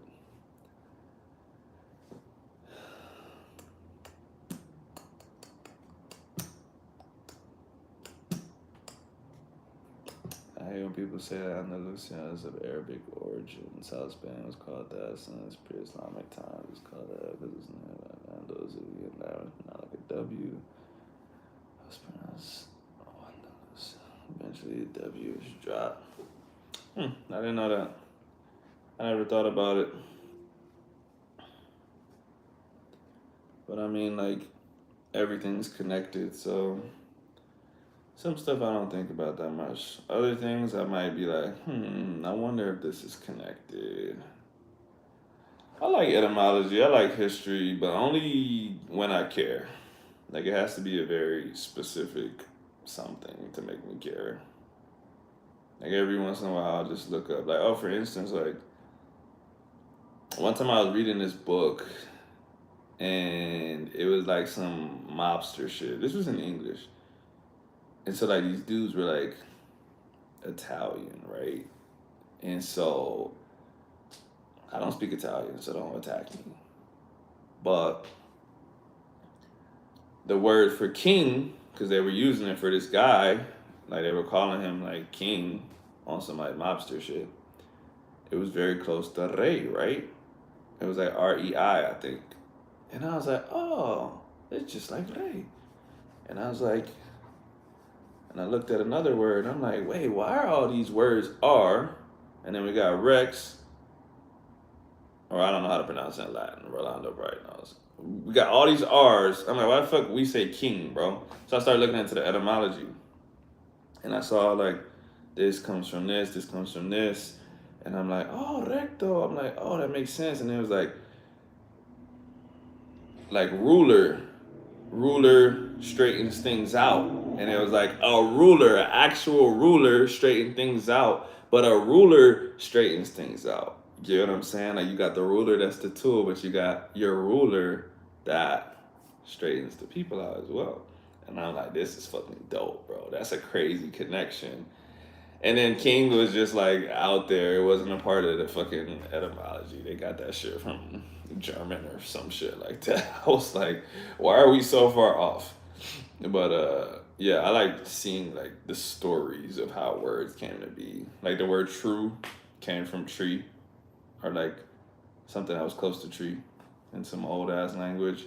Cause trees don't move, bro. That shit's true as fuck, bro. Like you know that shit's real, cause it's always right there, bro. That shit's cool, bro. That's some nerd shit, but it's like I like reading shit like that.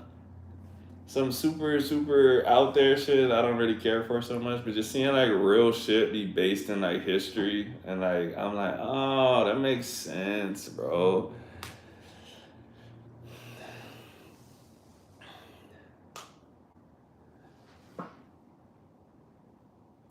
Yeah, I actually watched his teacher. I don't know about talking about this on here. I watched his teacher. He made a TikTok live. He teaches Spanish, or he teaches Spanish grammar to Spanish speakers. He made this TikTok live about how, hmm, what country was he from? Oh yeah, I think I told the story. It was Peru. He made this TikTok live about how Peru came to be called Peru.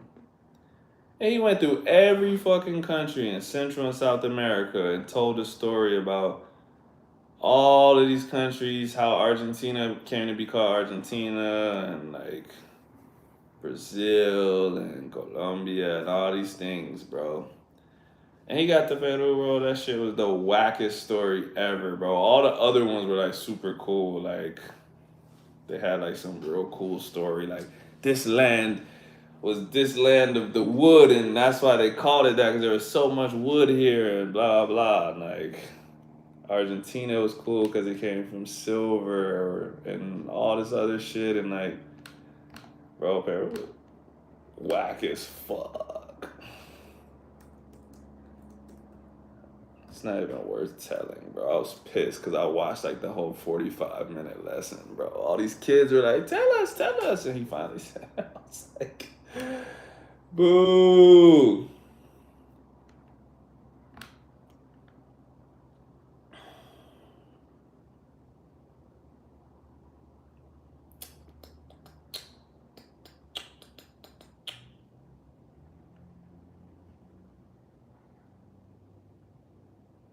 'Kinda thirsty, y'all. I might have to get up to get some water.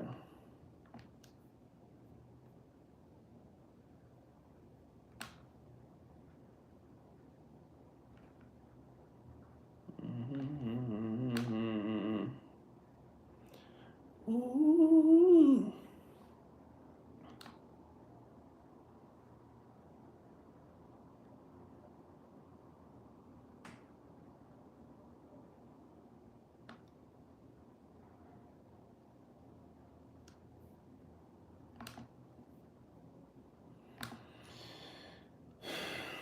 Basically, what he said was, and there's a little mythology around it, right? Because it was so long ago. But basically, you know, these conquerors pull up, and you know, it's the Spaniards, and they're trying to ask him what the land is called, and he doesn't speak Spanish because he's not a Spaniard. And so in his native language, like he got freaked out and he said his name, which was like Beru or Belu or something like that. And they thought that he was saying that's what the name or what the land was called. And so they just said, "Oh, Peru, okay." And they kept it. Weak. Weak as hell, dog.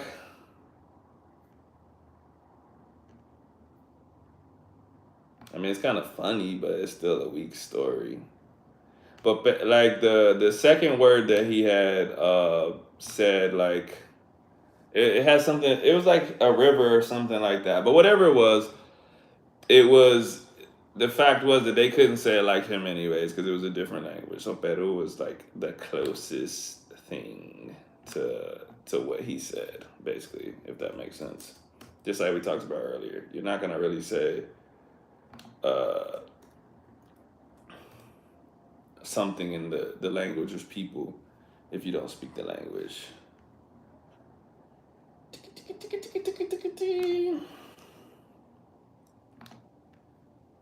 Do you know why you could dance? From what I remember, like someone was saying, like I don't understand what you're saying or something, and that was how he said it. And so they, kind of guess like kind of like that story. They took those words like I don't understand you, and they're like, oh, this is the name of the place. Okay, cool. Oh man, that reminds me of this super. I think I told y'all this SPK lifestyle. I used to follow him. I don't know what happened to his channel and shit. But I remember he was in Merida, Mexico, and he didn't speak Spanish, and it was just like this because he's like, man, you could have a great time here, y'all. Like it's cheap. You don't have to really speak Spanish because like they know that like a good amount of people here know English, and like you could definitely get around without Spanish. And he tried to like flex his little bit of Spanish, and he ended up like reverting to English. But there was a dude on the corner that was kind of like just standing there with his son, and he was like, and what's your son? What's your son's name? And the dude he didn't understand English, so he was like, mijo. And the dude was like, okay, mijo. He was like, nice to meet you, mijo. And then he just walked away and he just kept vlogging. And I was like, that was fucking hilarious. I don't know if he ever realizes that happened because he left Mexico and went to Africa. So like that shit was hilarious, bro. So I could definitely see these stories like how they happen in history. Like if you're just like completely new language you've never heard of, and like you point at some shit and you're like, yo, what is this? What's this called? And they're like, I don't know what the fuck you're saying. And they're like, okay, this is called I don't know what the fuck you're saying. This shit's hilarious. I'm gonna put some water in my shit. I'll be right back.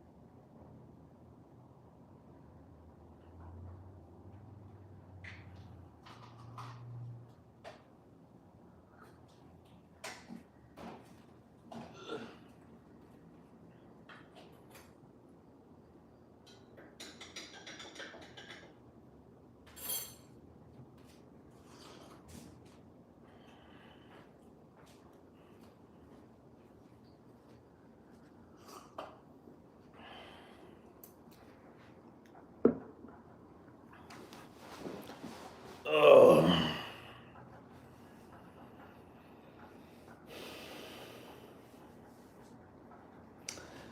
Yeah, Planet Moolah, that's what I was saying. He said it in his native language, whatever, Incan language or whatever. And like whenever they spell stuff like that, like for instance, it's biru. Like we don't know what it was because that's not a language that's it's not a language that we speak. So it's always gonna be um just like whatever spelling they want it to be. Just like fucking who's the Mexican guy?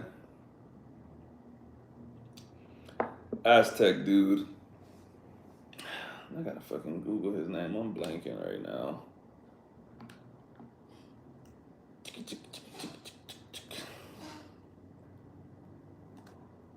Why's my dog always choking, bro? Oh yeah.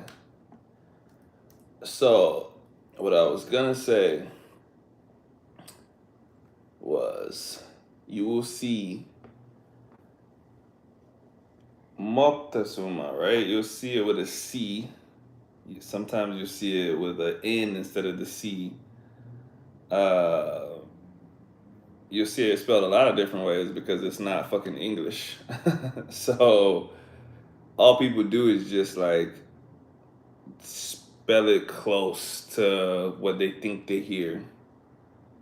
So originally it was spelled wrong in Spanish, and then it gets spelled wrong in English too. Um, so yeah. I just think if something has like aspirations, um, or just sounds that you don't have, like you can only just spell them like the best that you can. Like if something has a double R in Spanish, are you gonna spell it with a double R in English?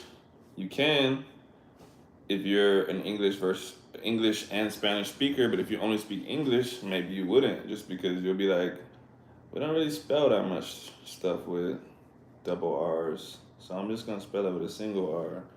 And you're probably not gonna say it with a double R either. Most people say Torres.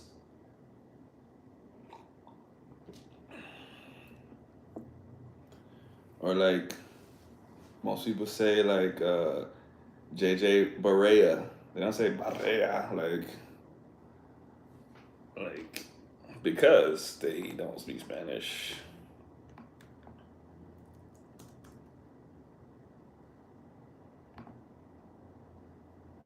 But actually, I don't know. His name actually might be with a single R. Either way, no, it's not beer. It's like an Arnold Palmer lemonade tea thing. It's like a little packet that I dropped in the water. If I was gonna drink beer, which I don't, I wouldn't drink it at like 11 p.m., bro. That'll fuck my sleep up.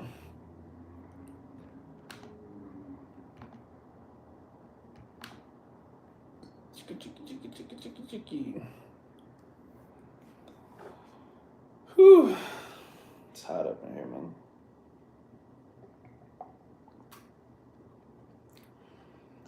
What time is it where y'all are at? It's gotta be like 1 o'clock, right? I mean, it is Friday, but damn, bro. Y'all not sleepy?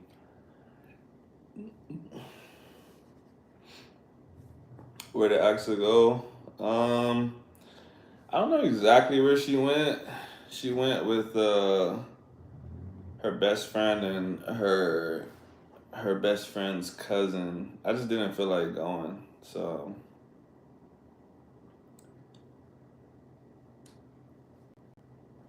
I think I might know that blogger you mentioned in my yeah, SPK lifestyle. It was like I would say he's a pretty buff black dude.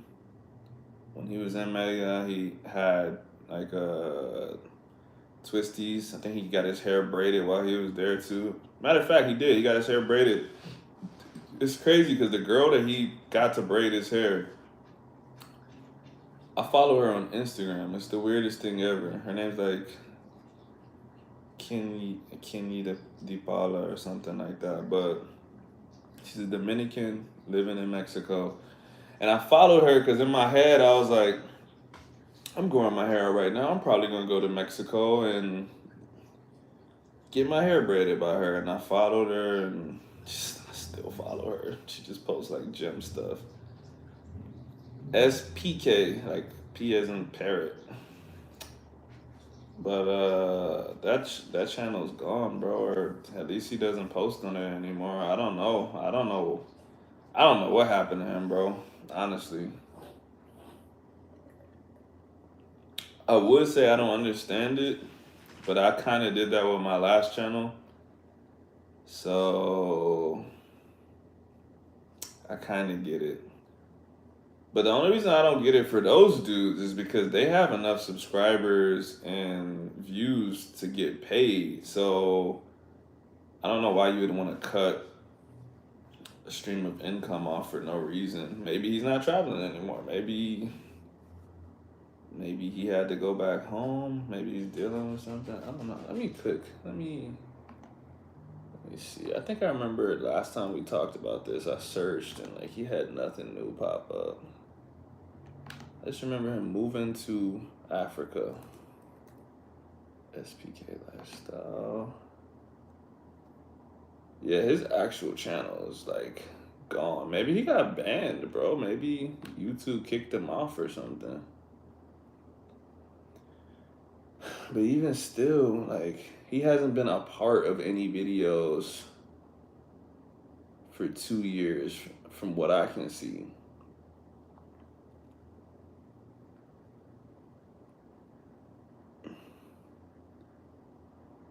Yeah. Alpha Male Strategies, he did a video with them.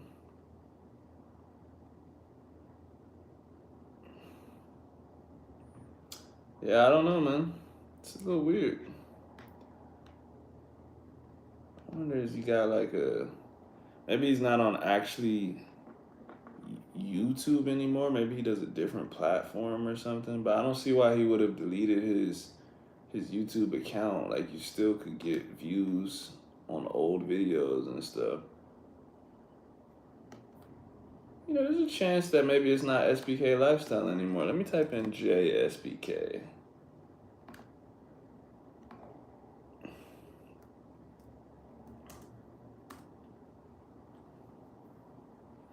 Nope. Everything is everything is 2 years ago. It seems like something happened 2 years ago and he just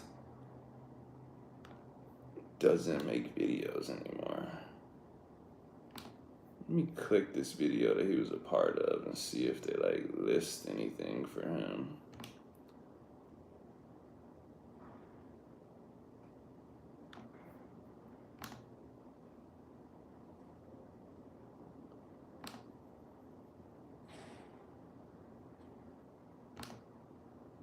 Oh yeah, his YouTube is gone. I'm looking at a video that he was in and he commented, "Thanks, bro. Let's keep grinding." And I can't click his page. It has no profile pic. It's like a deleted. It's like a deleted YouTube.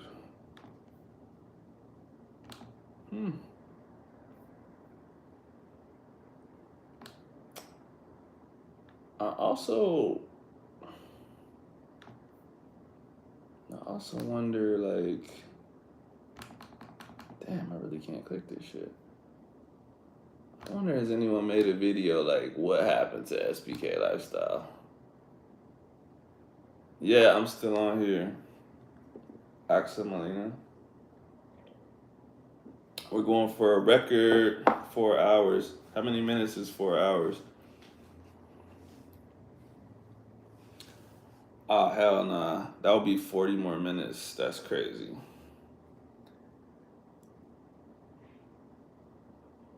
He uploaded a video criticizing Mexico's president? What was it called? Maybe that's why he disappeared. They snatched his ass up.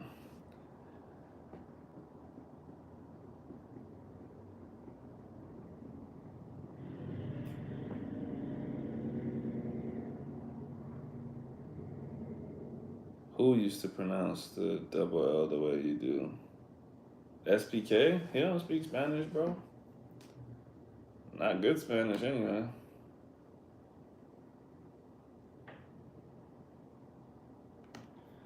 SPK speaks. Let me type that in and see what happens.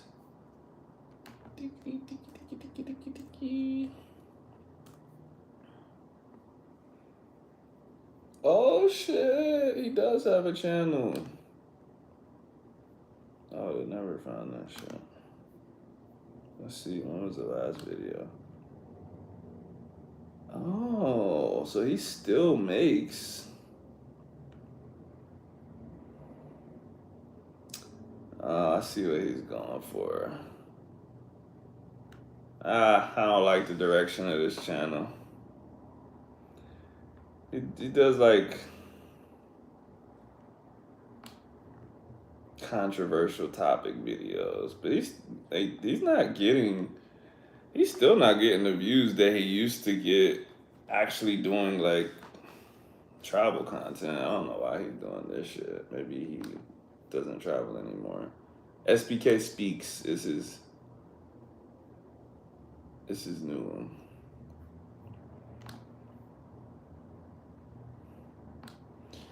I wonder why he deleted SBK Lifestyles. Yeah, you know what? Maybe he always had this SBK Speaks one, and he just got rid of the lifestyle one because it looks like he's had this for a while. I think because he had SPK Fitness, SPK Lifestyle. He probably had like 4 different channels for 4 different things just so he wouldn't mix the. Nah, because this looks like his oldest video might have been like a year on this channel, a year ago. Yeah, I'm not feeling this channel. We got 7K subscribers, so let's see. Mexico's president shows his hypocrisy by attacking Florida governor on immigration. Yeah, it's doing a little. He's doing a little controversy thing. It reminds me of this page on Twitter called it's called like Rap House or something like that. All they do is just post like racial stuff, and it just gets so much interaction because they know it's too easy, man.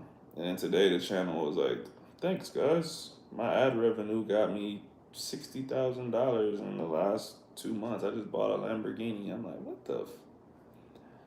I'm not gonna lie, man. If I just was a horrible person, that's the way to go, man. I think I could easily.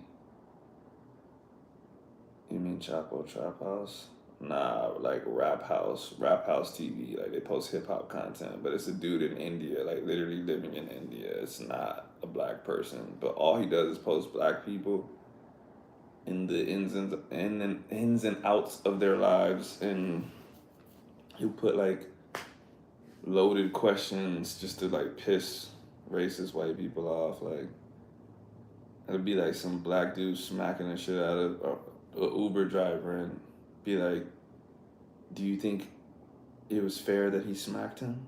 And then it's just like hella people like, "We need to get these monkeys out of here," stuff like that.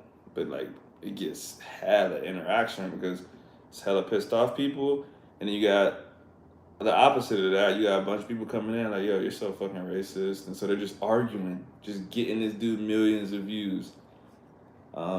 And yeah, if I was a bad person, that's an easy way to make money, bro. Just post controversial videos, especially like the incel community. Easily just post something and just be like, "This woman has 3 kids by 3 different dudes, but she thinks she's a queen. What do you think about that?"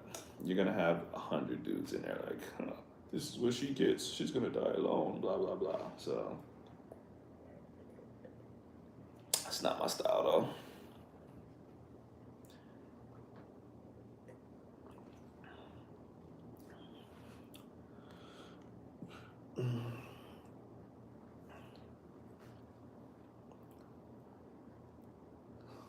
I think TLC be posting trash content. What, like 90 Day Fiance type stuff? Splitting people? I'm not gonna lie, I like 90 Day Fiance. It is fucked up, but I do like the show. But I think I only like it when it's certain people, and I think it's really just like a Spanish thing. Cause I always like the white people that get with Dominican people, and they're just like they go to the Dominican Republic and they're just mad confused about everything. And people who are disfigured, like women who are 6'5" or taller.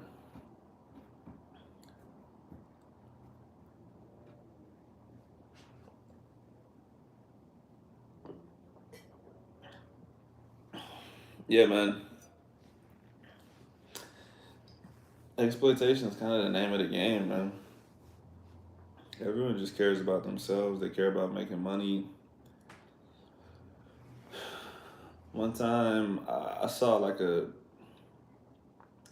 FBI type lady, and she was like, "Yo, don't ever post your kids on the internet.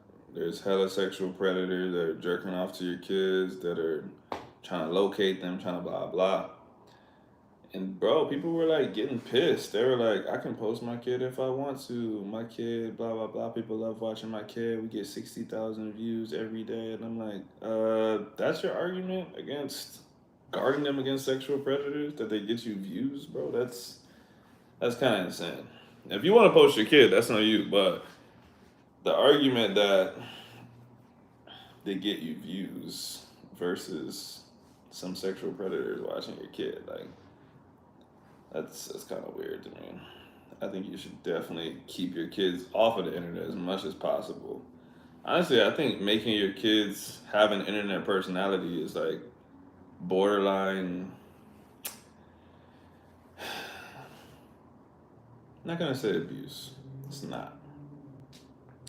But it's like very like non-consensual. This kid knows nothing about the world. They don't know anything about the internet. No one like you're gonna be 18 years old, and every person in the world is gonna know everything about you because you were a viral TikTok star when you were 5 years old. You can't even decide to live your life in peace. You know what I mean? So I just think that shit's kind of weird. I think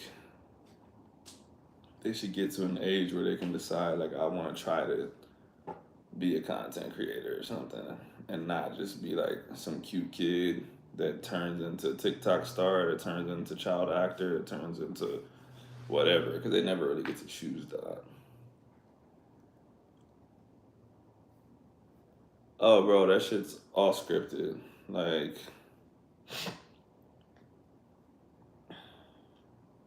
all of that scripted. I had a friend go on Jerry Springer when I was young. I don't know if I would call her a friend, but she went to my school, Genevieve. And she went on there just lying. Just lying. She was saying all this stuff. Her mom was saying all this stuff about how she raises two kids by herself and stuff. And when she came back, we're like, "You don't got no kids." And she was like, "Oh well, yeah, they told me I had to say that stuff," and then push my mom, and then blah blah. And I was like, "Oh, I thought that shit was real." I knew people that said that like they had worked on the set of Jersey Shore and stuff. All of that shit's fake. They're like, "All right, he's gonna walk in and like push you as hard as possible." Like some stuff, when somebody gets punched, it's like scripted, but it's real too. It's like maybe y'all actually don't like each other, and it's like, all right, we're gonna give you the opportunity to fight. This is where you're gonna do it at though. You go to the bar, have a couple drinks. He's gonna walk in. He's gonna push you. Then y'all can do whatever y'all want after that for the 5 seconds before the staff breaks it up. So it's like real. The action of it is real, but the setting of it isn't real. So that makes it not real.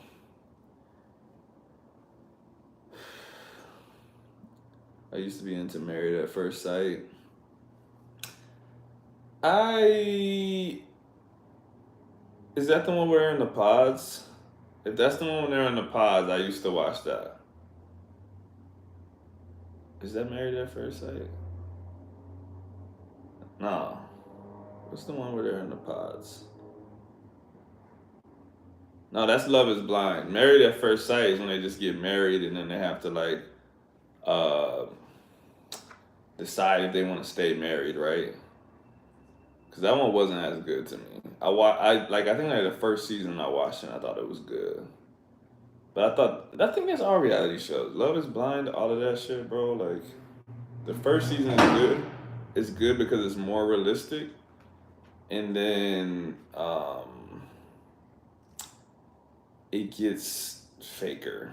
You get more people that are getting on the show to try to get famous. Because the first season, no one knows what Love Is Blind is. So I remember that first season, and I was like, that's pretty good. Second season, it's like everyone is being mad dramatic, starting fights, just trying to be like a villain.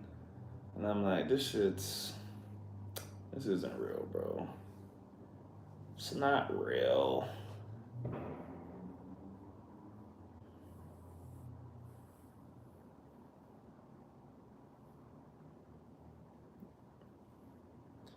Alone? I don't know what alone is.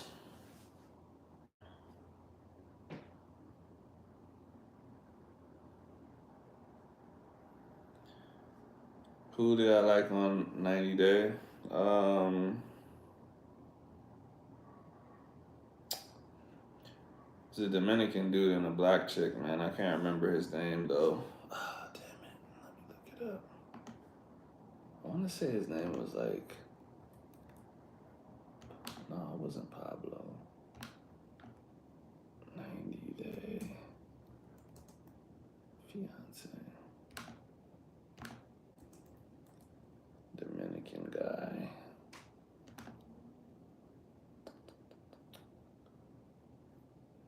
wasn't Luis. I guess there's been a bunch of Dominican guys now.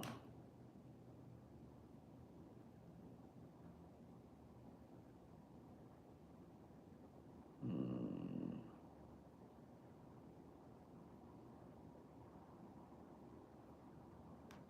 Oh yeah, Pedro.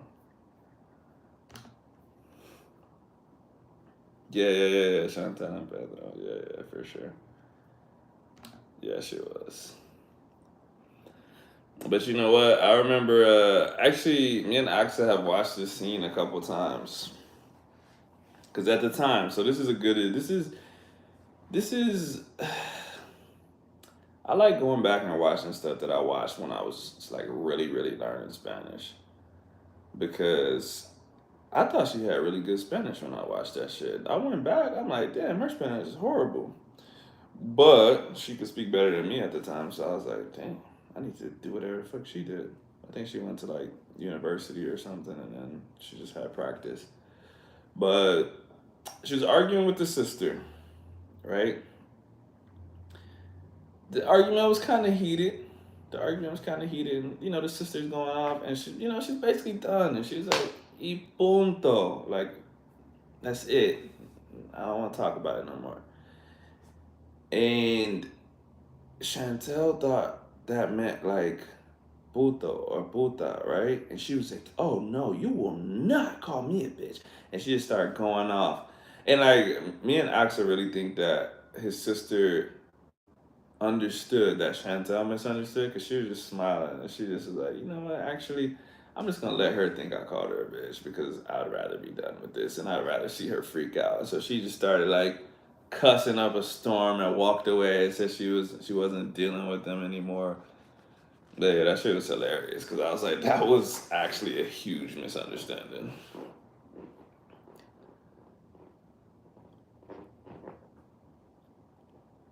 He's stupid to break up with her. Yeah, man, those some big cultural differences though, man. Like financial maintenance and stuff like that, bro. Like, if you don't understand that shit, if you don't understand how people feel about maintaining their family with money, that is a huge issue, especially when it's your money. Somebody's like, yo, I need your money to give to my parents. And it's like, those are not my parents, bro. 10 mountain men, military men, bushmen, try to survive out in the wild the longest. I just saw a show like that. They were in Alaska. Can't remember what it was called. Maybe that wasn't long. I just started the first episode. Kochi. Kochi. Bro, Larissa is fucking hilarious. First day, she's like, he didn't bring me any flowers. And she was like, this guy fucking sucks.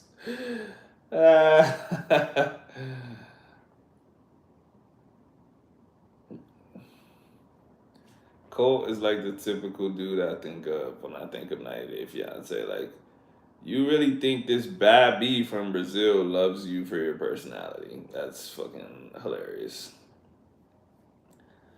Not like Larissa was like the finest girl ever, but she was definitely like too fine for him. You know what I'm saying? Like, he's not getting no girls here in America, bro. Like, he could get like another nerd type like him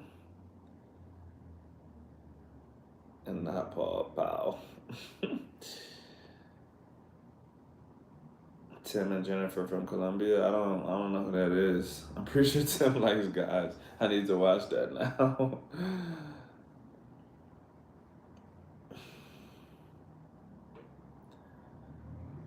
um, yeah, nah, Larissa was fucking hilarious. Me and Axa follow her on Instagram, bro. She got like her titties done and lips done, and she looks like a totally different person. It was during that same time. I would randomly watch the show. I never like watched like a full season, like where I could be like, oh yeah, season 3, all of those characters were blah blah blah. Like, basically I would see clips and I'd be like, I gotta go watch this couple. That's hilarious. Like I watched I wanna say this was recently. It's a dark skinned dude in the Dominican Republic, white lady. And her Spanish was actually like better than Chantel's, I would say. Um but yeah, she like wanted to link up with her ex in the Dominican Republic. Like he came through and she was like, is it cool if I go eat with my ex? And he was like, what? Like, that shit was hilarious, bro. I can't believe I binged Love After Lockup. Oh yeah, you wildin', bro. I don't even. I've never seen Love After Lockup, but that's interesting.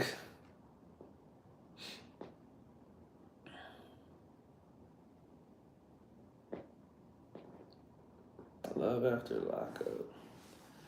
Oh shit! I'm gonna make it to 4 hours, 20 more minutes. I'm getting off at 4 hours, y'all. This is too. This is crazy. That'll be what 11:40 for me. Whew! It's like a marathon, bro. I gotta stay focused mentally. I can do this. I'm starving for content. Yeah, no, I feel that. Yeah, we watched so much stuff during the pandemic, bro. Um, I that I think that helped me a lot too with Spanish because like I we started watching shows in Spanish.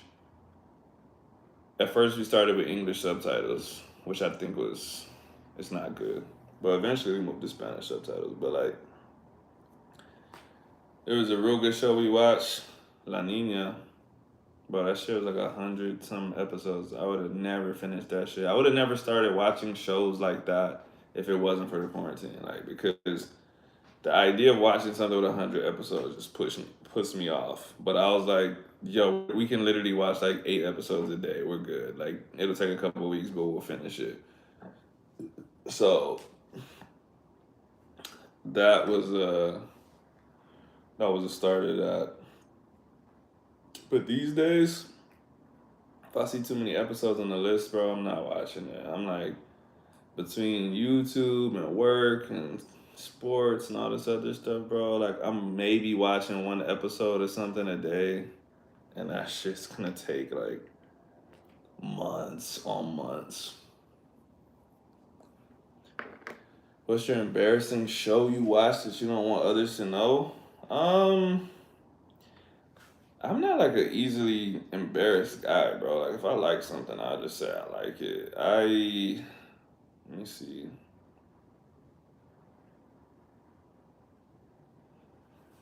I don't know, man. I mean, could pull up my Netflix history right now and see if anything is embarrassing on there, but I don't think I watched anything embarrassing. I guess what do you think's embarrassing? Song I like. Same thing though. I don't really get embarrassed, bro. Like I think people that know me in real life just will be like. A matter of fact, okay, like I said, I play music when I'm training the soldiers, right? I will put "Girls Just Want to Have Fun" on. Like that's my favorite like wake up song. Like when you just hear like, bro, when that shit comes on, bro, I'm getting hyped, bro, and I'm singing every word of the song, and I don't care. I don't care what anybody thinks. The song goes hard, bro. And so I can't think of anything that I sing or watch where I would just be like, I don't want anyone to know that I like this. Like, hell nah. Embarrassing if you watch the Kardashians or something. Nah, that shit's garbage. I I don't think I watch anything like that, bro. Um, nah,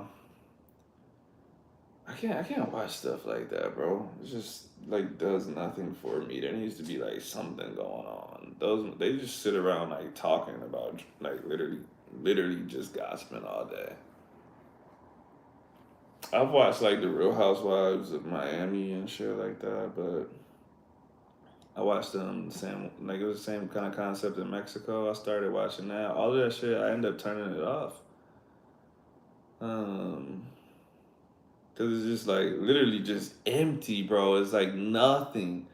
I don't even care. Like I like drama shows and shit, but they don't be doing nothing, bro. Like, mm-mm.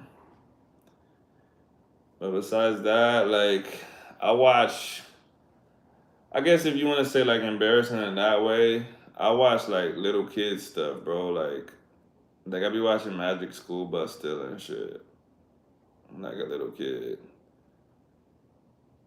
or like there was a Disney show. It actually got removed from Disney. I don't know why, but it was called Gina Ye, Gina J, however you want to say it, and it was like a teenage. It was like the Puerto Rican high school musical. So it's in Spanish. This girl is like living in New York, but she was born and raised in Puerto Rico, or like she was born in Puerto Rico and she left. She gets an invitation to go to this music school, um, and like make reggaeton, right? And so she goes back to Puerto Rico. So the show's set in Puerto Rico, and it's just like I said, it's like High School Musical. Like they'll just like be talking, and they just bust out into a song. Like she like the first episode, she's back in Puerto Rico, and she's like, "Wow, volví, volví, dun, dun, dun, I see," and it's just like, yo, why they just like all start dancing like that? Like they don't even know each other. How y'all doing the same steps? How is this possible? And they stop dancing, and they just start walking with their books again and just like talking like nothing happened. I'm like, bro, y'all just busted out a 3 minute dance and song. Like there's no way you're not sweating and out of breath. Get the fuck out of here. Adesanya watches anime. I watch anime. I didn't think that was part of like embarrassing. My bad. That's all my fucking Netflix history probably is anime, bro. Vinland Saga, Death Note, Seven Deadly Sins. I'll be watching all that shit, bro. Parasite. Parasite is a great anime. Downtown Abbey. I don't know Downtown Abbey.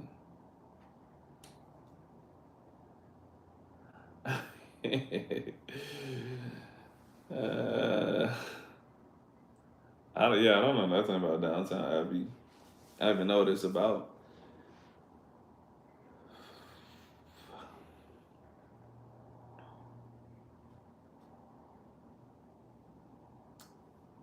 Oh, I heard of that. I heard of that. Yeah, I know what you're talking about.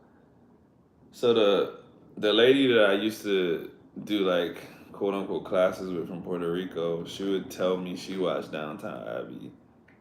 I didn't know it, but I didn't really know what it was. But she would try to explain it, and I'd be like, "So they're British, but like it's not in the present." And I was be like, "This shit sounds whack, bro," and I'll stop listening. But yeah.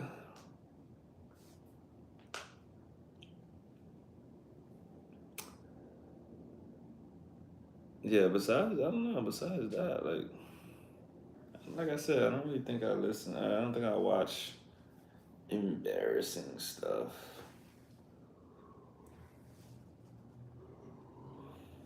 Maybe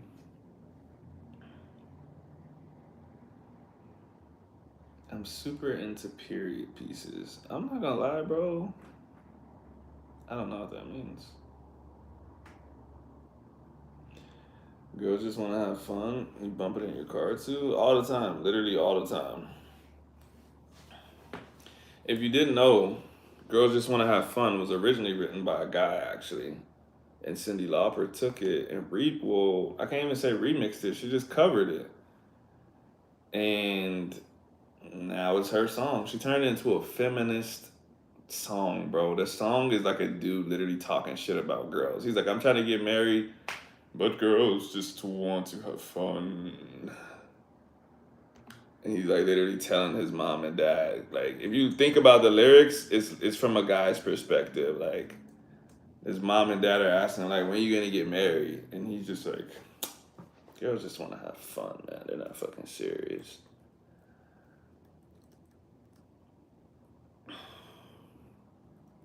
but his voice was like I don't have a way to describe it, but he had like a real like '60s voice. If you think about like that kind of style of singing or like that synth music, wasn't like real singing. It was kind of like him talking.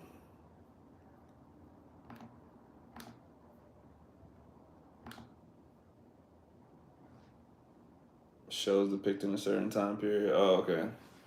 Yeah, no, I definitely didn't know that. Man. I got an appreciation for you. You like girls just want to have fun? It's a good song, man.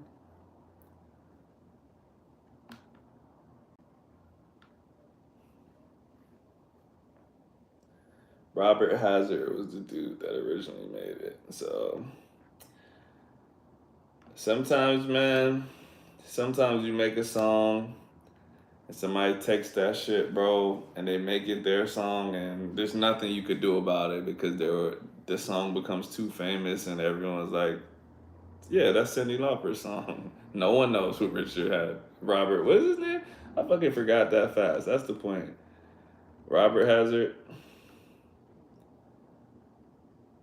Yes, Robert Hazard. I can never remember if his name was Robert or Richard, whatever. I don't like this song, but I appreciate you not giving it up for people to think. Life's too short, man. Life's too short, man. Everyone has their own taste. You know what I mean? There's something for everybody, bro. Everything that you think is embarrassing. That's the thing, too. Everything that you think is embarrassing can be cool. Like,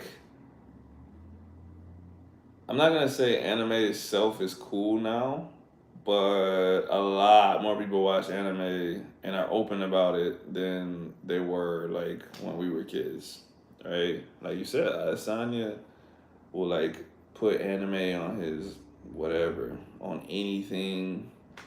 Like Megan Thee Stallion, all these big time rappers and stuff will be like, "Oh, I'm watching this anime."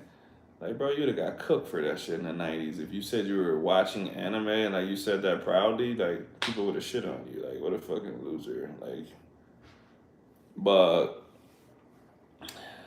oh, yeah, there you go. I remember when I had to hide that I watched anime. Yeah, because it was like you're a weirdo. You watching some Japanese cartoon shit? Like, why are you watching that, bro? But like I said, anything that is embarrassing or lame can be cool if the right person does it and they do it proudly. Like someone stepped up and was cool. That's the prerequisite. You have to be cool, and then you say you like this thing. It's literally anything though. Like, so I don't really care, bro. If I like something, then I like it. Either people say it sucks or they don't. As a matter of fact, not today. Yesterday, I was playing this. I was playing this bachata song on the speaker for the soldiers while they were working out, and this real high-ranking old dude walked by, and he was like, "I don't like this K-pop shit," and he just walked out. I didn't even get to tell him it wasn't K-pop. I was like, "K-pop?" I was like, "What the like?" Oh well, he doesn't like it. And I never got to tell him it wasn't K-pop. I don't care if he likes it or not. But I like it. Short story, my football team found out my list of TBC moves and I froze hard. Sorry, but this shit's funny, bro. Why you got, why you got Dragon Ball Z moves? What you mean your list of moves?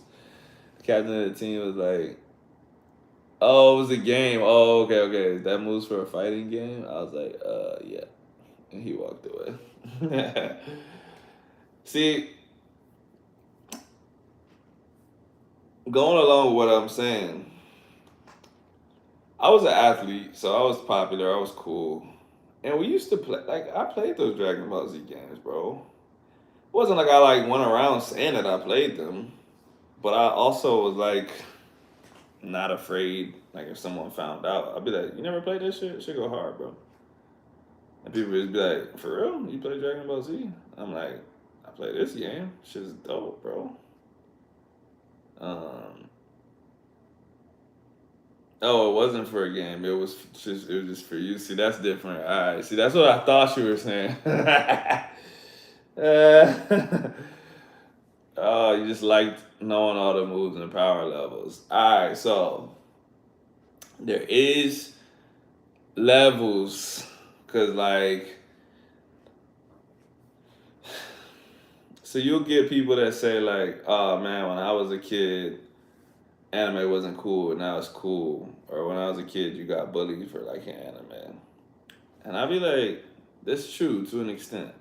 That's because like there was, this might have been you. There was those kids that would like fucking do backflips off the wall and land like this and fucking run with their arms behind them and shit. And it's like, yeah, bro, you probably gonna get bullied. Like, not saying it was right, but that's what happened.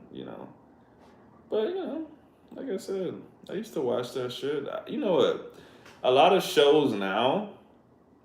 I mean, you probably noticed if you watch anime. They played when we were kids.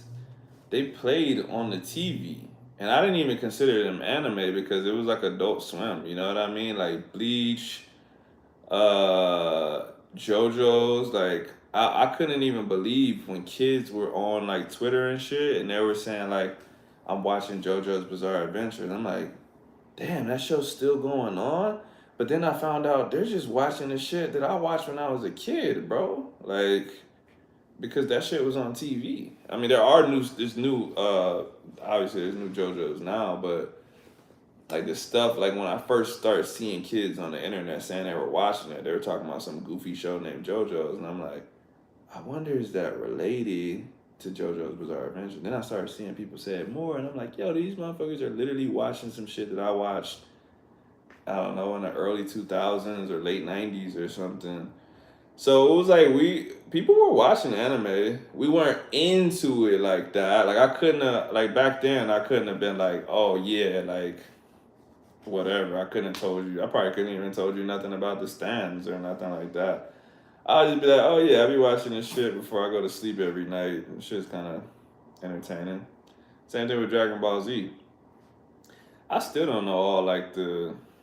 I couldn't get super specific about power levels and shit like that, bro. I know like the very basic shit.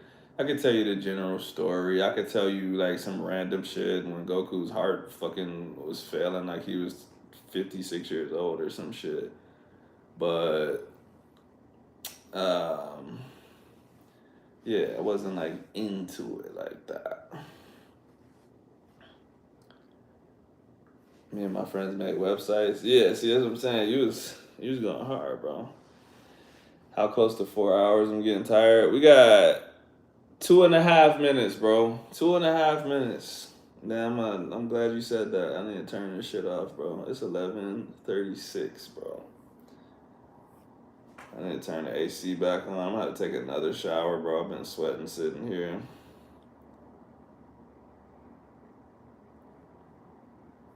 But yeah, times change. Times change, man. Like I said, definitely it is definitely cool to like anime now. And I think some people even false claim it. I think people be acting like they be watching it and they don't be watching that shit. Cause like sometimes like, cause I like really watch Death Note. I watch every episode, and sometimes like I'll say something, and I'll be like, "You ever seen Death Note?" They be like, "Oh yeah, I love Death Note," and I'll be like, "Yeah, I just didn't like how they like, blah blah blah," and they'll be like, "Yeah yeah yeah," I'm like, I feel like if you really felt strongly about it, like you would have added something instead of just saying yeah. So then I'd be like, "Yeah, like they didn't really need to have a second person come in that was like just like L basically, but even smarter. And they'd be like, right, right. And I'd be like, yeah, there's no way you watch this, bro. Like, there's no way that you're just not adding anything to this or disagreeing or something. It's just anything. Like, I think people just be saying that they watch anime and just lying. Why? Because it's cool now, like you said. Oh, man. We got 45 seconds.